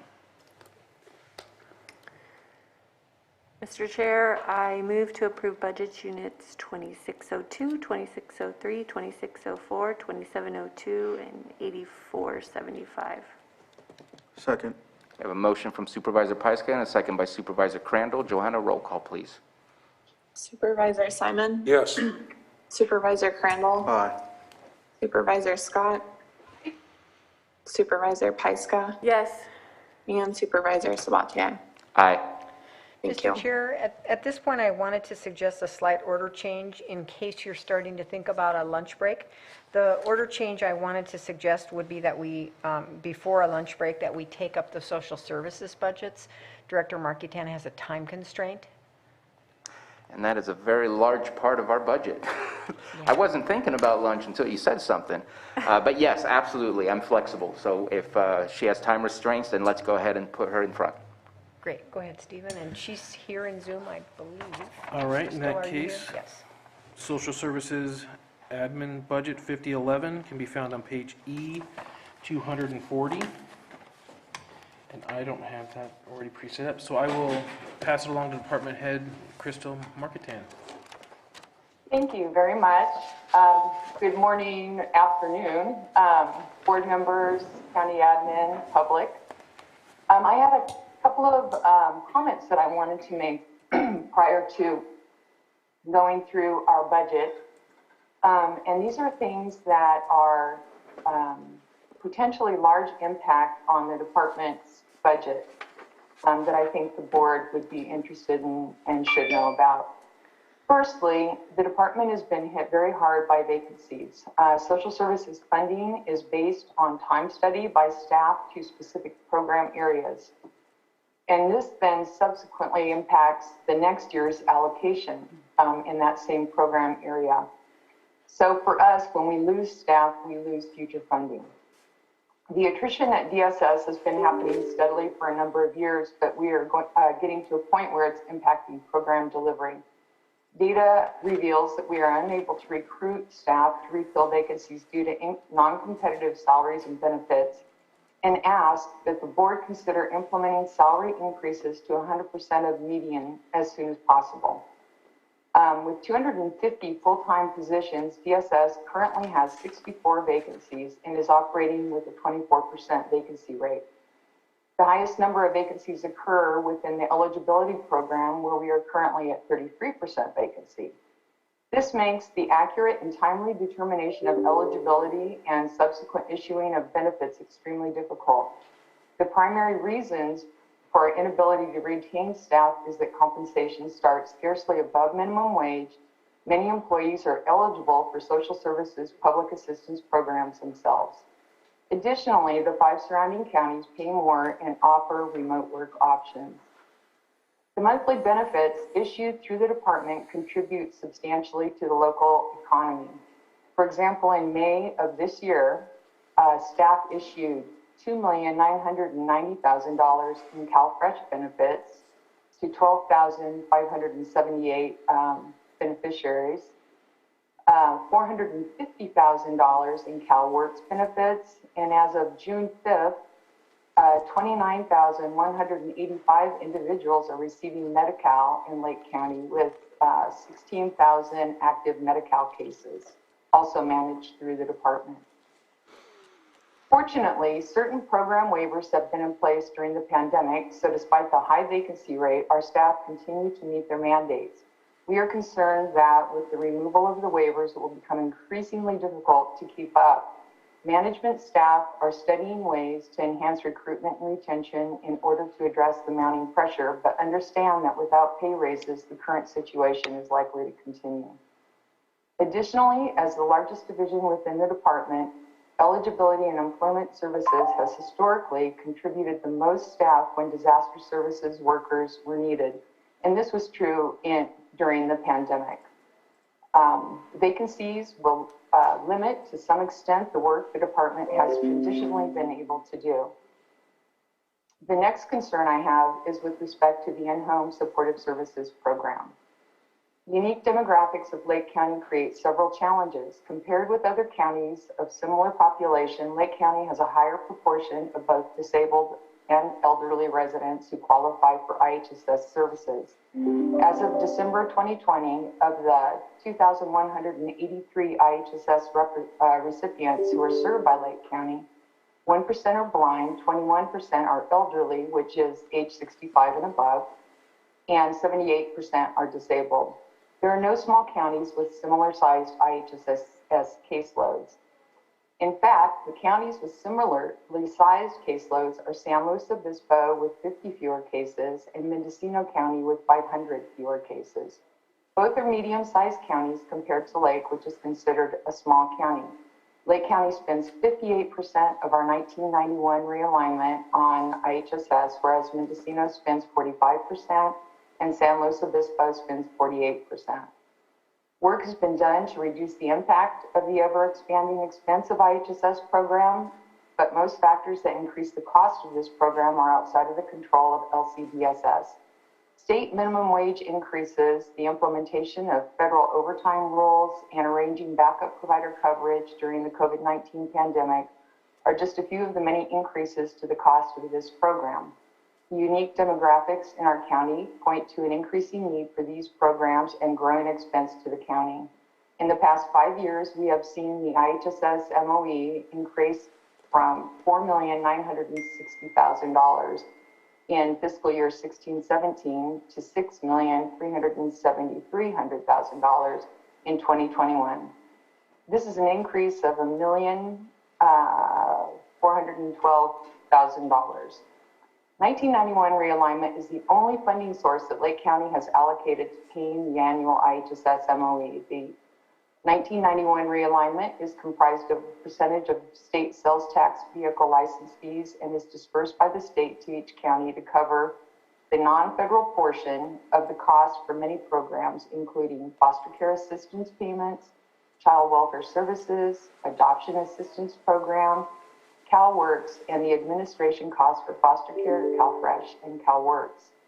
The continued growth and expense of IHSS is unsustainable. Therefore, I would ask that the board become involved in advocating at the state level for an alternative funding methodology for the program and/or contributing general fund to offset the expense by contributing to the cost of the program. And the final concern to the budget are the programs that are outside of the traditional scope of DSS but operated by social services in Lake County. These programs come with inadequate administrative funding, which necessitates that DSS subsidize them with contribution towards staffing, operating expenses, office space, and cars. These programs include Section 8 Housing Choice Voucher Program, the Home Loan Program, the newly acquired Emergency Homeless Voucher Program, and the Area Agency on Aging for Lake and Mendocino counties, which includes the Long-Term Care Ombudsman Program for both counties as well. I have voiced concerns in the past and appreciate the county's willingness to pay for a housing analyst in this year's budget, which will be exceedingly helpful to us. It's a significant contribution, and again, we appreciate it. Finally, I do want to acknowledge that things could be worse and that the state budget this year is far more favorable than what was initially expected. I am hopeful we can take this year to explore how the county may help through advocacy or contribution of general funds with some of the concerns expressed on behalf of the department, and I look forward to speaking with you about this at greater length. Thank you. And now I would like to turn it over to Mickey Dolby, our Administrative Deputy Director, and she will walk through the budget. Afternoon, everyone. I hope you can hear me okay. Stephen, did you want to list each? Okay, I can do it. He's here for page numbers. Okay, we can do it. Just initial one, and then you can take over from there. Okay, you got it. Well, we have 11 budgets here to go over, but I just first want to say, and I know some of you may disagree with me, department pride and whatnot. Social services has the most amazing staff in the whole county. We do. And I just wanted to give a shout out to our accounting staff that put the budget together. We were short-staffed at the time, down from 5 to 2 accountants, and they got it done. We got it done on time. And I also want to thank Stephen for taking multiple phone calls from me, more than any other year in the past, and helping us out with a lot of different situations. So thank you. But what we've got here is we've got our our social services budget. We have 11 different budget units totaling about $57 million. And we do have a few changes, and I will give you just a short synopsis on each budget unit, and I will stop in between and ask if you want me to go through all of them or if you want me to stop where I am, and we can go from there. So the first budget unit is 5011, and it is on page E240, and I guess that is 314 in the PDF. And what this budget unit is our biggest budget unit, and it includes our administrative fees for the full department, the whole department. It also includes some assistance payments that flow through this particular budget unit. So it is huge and it has a lot of activity. And it's where we have our staff, our social services staff, except for those that belong to the public authority or area agency on aging or housing. Those are in separate budget units. So any questions about this particular budget unit? Well, let's go ahead and go through all the budget units, and then we'll go through it with questions. We will do. Thank you. So our next budget unit is 5012, and this is found on E245. And 5012 is our special services program,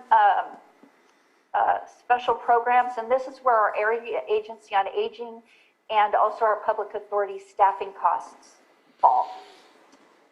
Our next budget unit is budget unit 5115, our OJT training budget. And this budget for this year has been zeroed out. The program is kind of an obsolete program. It's being renamed as the Expanded Subsidized Employment Program and is being handled through our 5011 budget. The funding is different and the process is different. So this one is being zeroed out. That's an easy one to pass by. Our next budget unit is 5121, and this is on E249. And this is our general welfare budget unit. This includes our assistance payments and also includes our IHSS MOE, which is the county's portion of the providers' wages. That's also included in this budget unit. The next budget unit that we have is 5125. It's named Wraparound Services, but basically what this is a budget that was set up to compile the depositing of wraparound reinvestment funds, and those funds are to be used at the discretion of a committee for the benefit of children welfare services. Our next budget unit is 5164, Housing Administration, and it is found on page E254. And this one is, just as it sounds, our housing administration. These have our housing staff that handle the Section 8 program. They also the administrative costs that run through that program, and also the administrative costs that go through our other housing budget units, which are 5165 and 5169. Moving on from there, we have budget unit 5165, which I just mentioned, the administrative costs go through budget unit 5164. This is found on E257. And what this is for any of the home loans, the first-time homebuyer loans or the owner-occupied rehabilitation loans that have been made in the past. This is where, if they're paid back, this is where these funds go. And what happens with these funds is they are re-released. And we have a contract in place for a company that helps us re-release these funds for new first-time homebuyer loans or new owner-occupied rehabilitation loans. Our next budget unit is 5168, the Senior Citizens Program. It's found on page E259.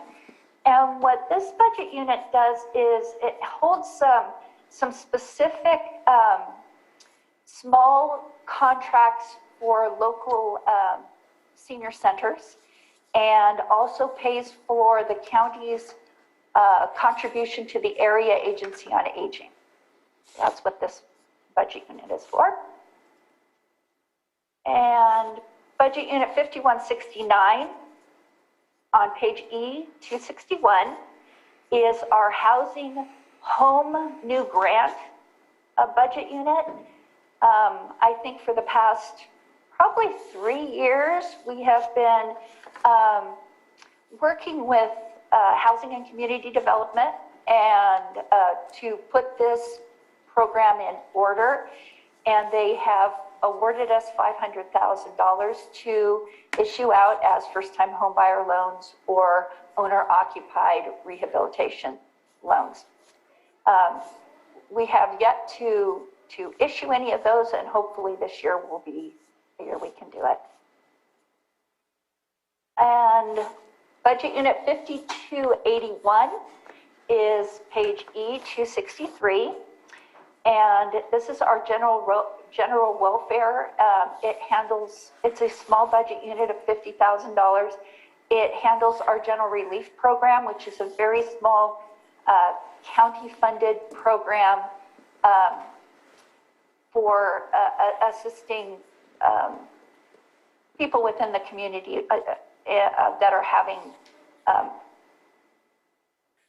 that don't qualify for other programs but can possibly qualify for this program. And our last budget unit is 5282, IHSS Public Authority Administration. And this is on page E265. And this is just a special budget unit that was set up to receive our Public Authority Administration funds. Most of the funds are transferred over to 5011 and 5012 to cover staffing and also administrative costs for operations. And I think that is my last one. And I don't want any others. Thank you very much for your presentation. Any comments or questions, Supervisor Pyska? So I think, Director Marketan, you mentioned in the beginning that the housing projects, are they impacting your workload? Is that what you mentioned, or? The housing project?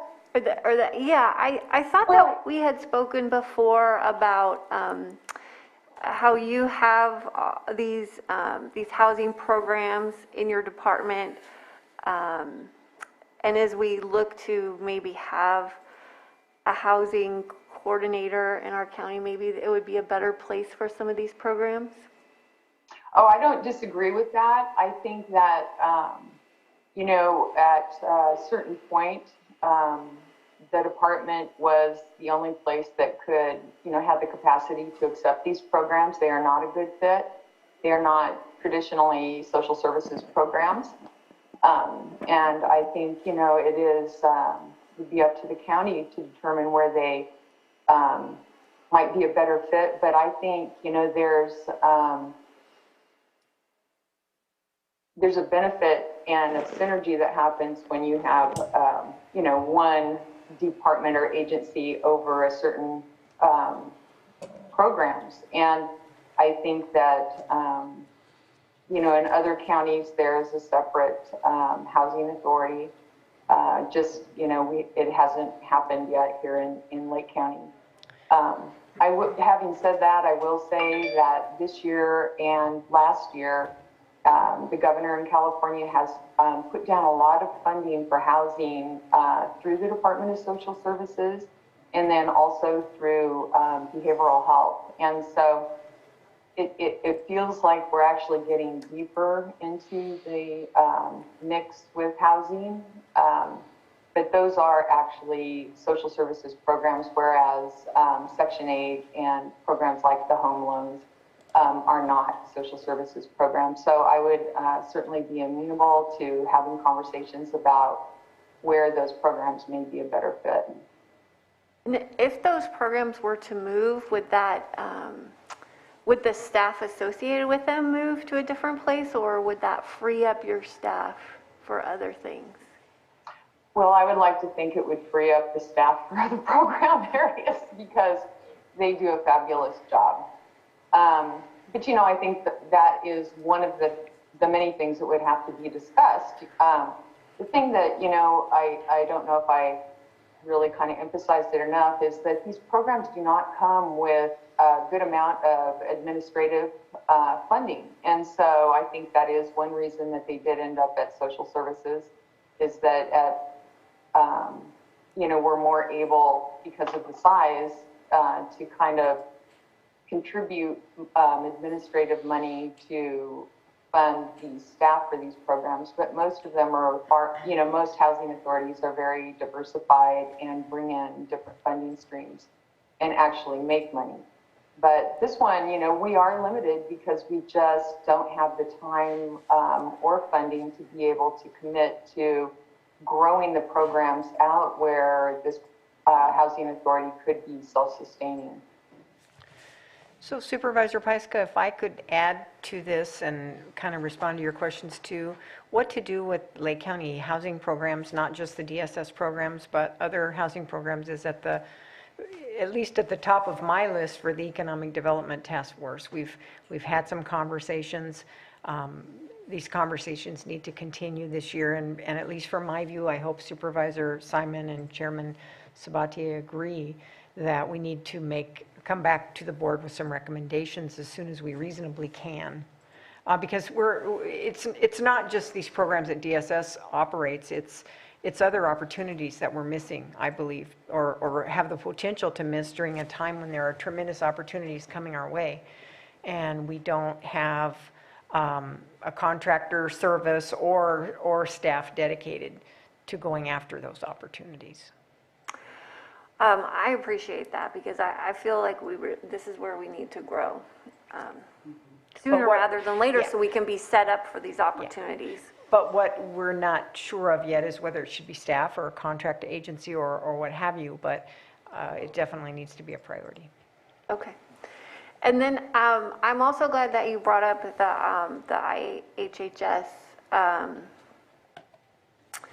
issue for long-term sustainability of that program. And I've heard you mention this in the past, but this is the first time that I've heard you ask for our support to lobby from the state for more resources, because as we have this large population in our county that's larger than other small counties, and we know that we have a growing senior population. I think this is an area where we really need to focus as well. Mm-hmm. Thank you for that. I do agree with that. I think that there's a lot that could be done in terms of advocacy at CSAC, CWDA. I have talked to CWDA about it, but it really comes down to the funding methodology and you know, if there could be an exception or even, you know, a statewide change. And I know, you know, other counties struggle with this, but I don't know of any other county that has such a disproportionately large IHSS caseload that then subsequently takes such a huge chunk of our 1991 realignment, which is the most flexible pot of money that we have, and funds many of our mandated services in addition to some other program areas that are, you know, not necessarily under 1991 realignment, but we're able to use it because it is flexible. And so I would appreciate that. I would appreciate some kind of a discussion around it, and then an agreement of how we want to take forth any kind of advocacy. Well, it seems like the appropriate time because we're hearing about these, this being a priority at both the state and the federal level right now. So I think this is the best time to begin the advocacy. How you all feel? It's not going to become a smaller and smaller problem in the future. In the next few decades, it's going to increase the need as we have an aging population. So is this something that you all want to work on? Just for history-wise, we have been working on this. Has been conversations at board. I think we've had this every year I've been on the board on this conversation of where we were going. CSAC representation, I know there's been hearings and conversation at the state level on this. So when those opportunities move forward, completely, yeah, we're all on the same page, at least myself. And since I've been on the board, it's a conversation we're having every year. So I know it may be the first time you're hearing it in the budget conversation, but we definitely know it's a challenge that needs to be taken care of at the state level. So we'll continue to push that and support that with anything that comes to the board. That's my thoughts on it. Jessica, are you thinking of something just more than just a year annually budget? You want to have more discussions about this in general, and I agree with you on that. I do. It's kind of like our Middle Creek situation where we wanted to have more meetings like that. I think that's what you're wanting to get into. Not to digress into another subject, I'm just giving an example of what you would like to see as more meetings or more type of discussions to enhance or advocate for the IHSS group, yeah. And I think that it's a tough discussion to have even in here right now, because it borders so much into the negotiation almost, that it's maybe something we need to discuss in closed session, specifically, because I don't know, I worry about those conversations in public because it teeters so much on, oops, this is not what we're supposed to be discussing publicly, because eventually it comes back to a contract and an agreement. But yes, we need to figure out something, and I just want to highlight for all of us, and I'm not saying that we're being ignorant to this at all, but sometimes we need to be reminded. We talked about minimum wage twice today. If somebody is paid $15 an hour, that's $31,200 a year before taxes. In the state of California, that is hard. And even in Lake County, that is hard. And so I'd like to look at it from a different perspective rather than saying our challenge with minimum wage. No, it's a challenge for those who receive minimum wage, and how can we be a solution to that? From saying that it's a challenge to us almost sounds like we would pay you less if we could. But it has to be looked in the reverse. The cost of living is extraordinary in the state of California, and we have to figure out how to offer living wages and how to make it work. And yes, that is a challenge for us to figure that out. But I think we need to kind of talk about it in a reverse way, because it's almost disrespectful to those that are receiving close to that or that wage. And some people are not getting 15 because we're not at 15 quite yet. That's going to be next year. So, any other comments or questions? That's all I have. Real quick, Director Marketan, can you repeat the number of vacancies that you have? Yes. I believe I heard a number, but I don't want to repeat it without you saying it first. Okay, let me just locate my little cheat sheet. Crystal, we have a vacancy, 63 vacancies, and out of our 270 total staff. So we have, you're welcome, we have 207 people working right now with 63 vacancies. Because that didn't seem to match the percentage of vacancy. If you have 60 of 270, that's seems larger than a 20%. It's 23%. Is it 23%? The math is not calculating correctly. I see that as I think I need to have the discussion with you outside of this, because I don't want to say things that I shouldn't say right now in public without further information or better understanding. But I think that creates an opportunity. That is a large number, which hurts for your department to provide the right services. But I think it also offers an opportunity on how to be creative. But I also know that you have restrictions on certain types of funds that you receive. You're probably one of the most restricted, probably similar to behavioral health, in receiving state and federal funding and what that funding specifically could be used for, if it could be used for salaries, if it could be used for programs and such. So I'd love to talk about that further with you to see what creative possibilities there are. Quick question on the OJT training. You said that's been kind of transferred over to the workforce. It had 11 employees there and it went down to 0, and I don't see 11 back in. Was there a drop, or was all those 11 lost, or where did those employees go? Those 11 positions were never filled. Gotcha. The program wasn't functioning for a couple of years, so they weren't actually filled positions. The ESC program, or the expanded subsidized employment program, it works a little bit differently, and when we hire people for that program, they would actually be part of our staffing numbers.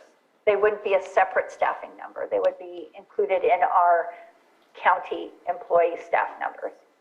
Okay, thank you for that response.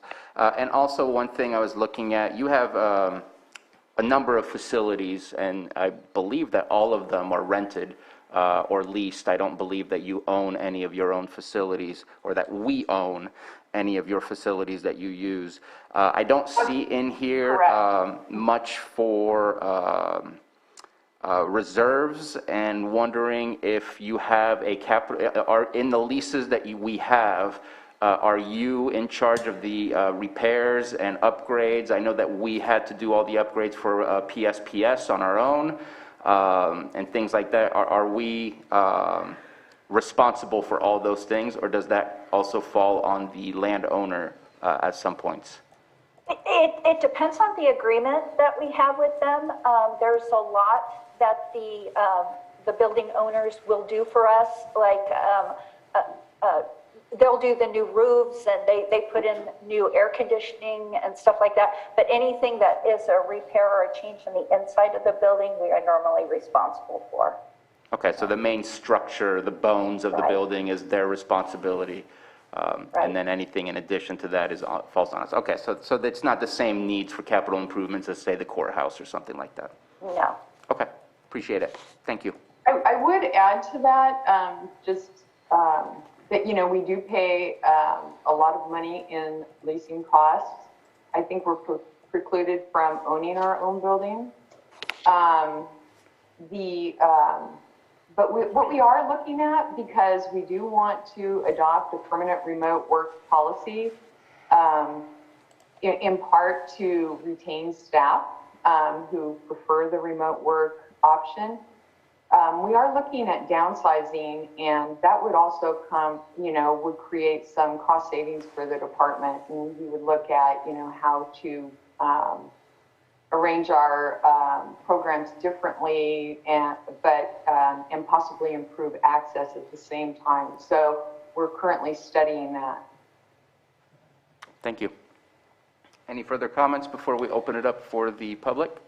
Yes, CAO Hutchinson? Yeah, I just wanted to add a clarifying point on the whole issue of leasing and county-owned facilities for DSS, because I went through that long ago.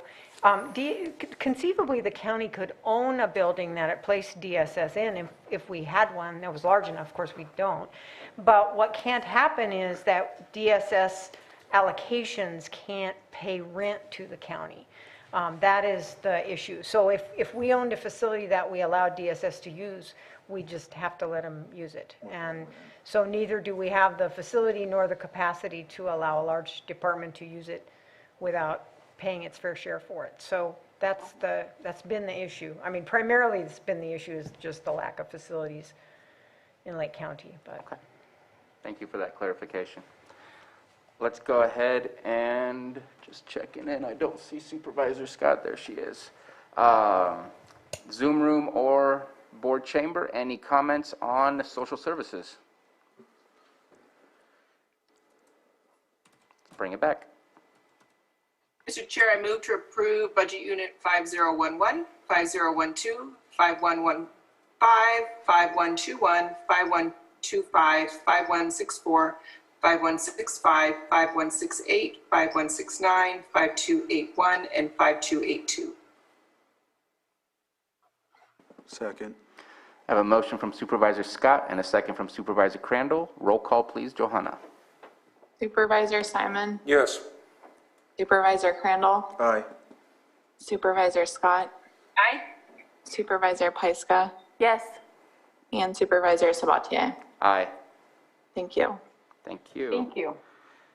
So let me see here. Next, if we go back in order, should be IT, but we are at 1:15. I'm thinking we take a lunch at 1:30 since we kind of started this process at about 9:30. Give us a lunch break. Are we on IT? Is IT ready for us? I don't know who's on Zoom right now. I'm presenting IT, so yes, I'm ready. You're here. So next up is Information Technology, Budget Unit 1904, found on page E67. And the requested appropriations equal $1,494,760 for fiscal year 21-22. So I will be taking the place of Department Head Shane French for today. The Information Technology Department acts as a strategic partner to all the county agencies in the development, implementation, support, and maintenance of the county's technological infrastructure. Your internet connection must be bad. Am I right? Loading. Batteries get low. You got some lag going. Turn off your video. That's what happens when you're not the one that writes it. Yep. So I wanted to focus mainly on the differences year over year. It has been relatively steady, but you can see the difference from they eliminated one OA position to drop to 9 positions from 10, but their actual appropriations in 0111, so all their payroll has gone up, and that's due to the large increase from the class and comp study. And then the other expenses that he wanted to highlight was in communications, 12, significantly lower, and that's due to improved pricing on communication services for the upcoming year. And the request is higher in 17, which is maintenance of equipment, is mainly due to our maintenance contract costs with network server vendors and the need to replace various aging accessory equipment is needed this fiscal year. And then I think the only other one I would like to go over is the capital assets. IT has $130,000 in there for this year, and that's to purchase additional storage for department files. So it would be storage on our servers for all the departments. Other than that, it is pretty status quo. Hope I can answer a question if you have one. Any questions about IT? Well, just a clarification. The capital that's 62-71? Correct. And what's the 28-30 increase? 28-30, that is what we consider other departmental expense, so it kind of doesn't fit in other accounts. It's much higher this year due to the need to purchase licensing for Microsoft systems, which is done only periodically in our licensing model, along with the need to begin purchasing support for advanced firewall services. These services were originally purchased as a bundle with the equipment and will now need to be purchased yearly. Additionally, we have added some funding for additional staff training. So I actually had an answer for that one. Try to stump him. You thought it was a good question. It was an easy one. Any further questions about IT? So I do have a question, and it's one I've been bringing up again and again over the course of the years, especially through COVID. We saw today that we needed both SAM and IT to help navigate through our technical difficulties. I don't feel bad. I feel fortunate that we have the IT personnel that have been helping us throughout the year, but I do feel bad in the sense that we've taken away that personnel for a lot of meetings each and every week. Sometimes it's multiple meetings, planning commission and such, and I'm hopeful that we have a plan on how to eventually migrate to a different opportunity where we can give Jake back to the needs of IT, or else we need to start looking at taking Jake into administration or something along those lines, because I feel uncomfortable with the status that we're in, but fortunate that we have what we have. So actually, there are developments there that you are not aware of yet, and Matthew Rostein is actually our Zoom pilot right now. So Jake certainly steps up when we have technical difficulties, and he starts the meetings for us, but we are working with them on the transition. Matthew's doing it right now. That's not the long-term solution either. I don't believe it's a good use of deputy CAO time to spend entire days there. I'd like him to focus on other work. So we're working on plans for further transition as well. And we're also encouraging Shane to fill vacant positions. He's carried vacant positions for a long time. He has funding for them. We'd like to see him fill them. And he dropped one position compared to last year, but I'm guessing that's... Yeah, he has tech type of positions that we would like to encourage him to fill. Right. So we can never, without the support of IT, we would not be able to, and Sam, of course, not be able to get ourselves out of a situation like happened today. That wasn't about being the Zoom pilot, but we've already taken back the Zoom pilot piece, so I believe that has freed up Jake to carry out other duties. And if I'm wrong, Matthew or Jake, can you comment on that? Jake, are you able to do other things during our meetings? Is he listening? He's not even listening. That's a good sign that he's able to do other meetings. Proof that he's no longer the pilot. Matthew, do you have a comment? I don't have any additional comments at this time, but we are definitely looking forward to transitioning Jake as entirely away from this process as we can as soon as possible. It is a priority to make sure that we have the right positions allocated to the right roles throughout county service, and certainly we want to reflect that in the administrative office. So I look forward likewise to transitioning out of this role and putting the right staff person in place to fill that role soon. I guess I'll have to buy rock stars for Matthew. Yeah. So there is one thing, and I don't think that we can solve it today in the budget, but it is, you mentioned it, enhanced firewall. I am concerned about threats to our security of our systems and our networks, and I'd like for us to bring that back to a future agenda and have Shane discuss with us what we're doing about it.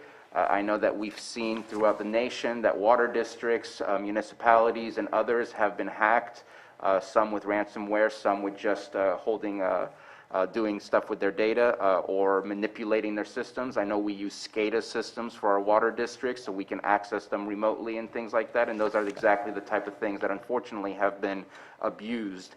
And I see that, I think that while the wealthy will be targeted for potential of wealthy reimbursements and ransoms, I think that those seen with less resources will be seen as easier to get into.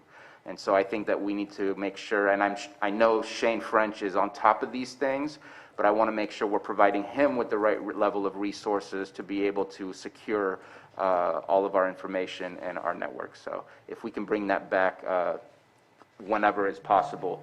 We'll set that up, yeah. And I get it that conversation publicly is also a little sensitive, but I think it's best for us to better understand as well where we are and what we're doing. So that's all I have for IT. Any further questions? All right, let's open it up to the public. Any input from the public in the boardroom or the Zoom room? Not seeing any hands, and I haven't said it all day, but please press the button at your bottom of your screen if you want to raise your hand, or dial *9 if you're calling in. And I apologize if that was not said earlier. Nope, let's bring it back. Mr. Chair, I move that we approve budget item 1904 for information technology. Second. Motion by Supervisor Pyska, second by Supervisor Simon. Johanna, roll call. Okay, Supervisor Simon, Yes. Supervisor Crandall, Aye. Supervisor Scott, Aye. Supervisor Pyska, Yes. and Supervisor Sabatier. Aye. Thank you. Thank you very much. Next, when we come back from lunch, will be our auditor controller's budgets, the most exciting of all. And how long do you guys feel we need for lunch? I think sometimes 30 minutes is not long enough. Barely made it back in time yesterday with just a full hour. Do we want to take 45 minutes? Do we want to take an hour? 45 is my preference because we have a lot Yeah, ahead of us. exactly why I'm asking, because I don't want to I'd take too even be much into time. 30 if, 30 would be okay if people. And then we are going to be taking a break again at 3 o'clock, so at least that gives us a half hour to get through, take a break at 3, come back and see what we can do to get it all done. All right, so we will be back at exactly, let's do 45 minutes from now, so 2:15. Maybe not exactly, but 2:15.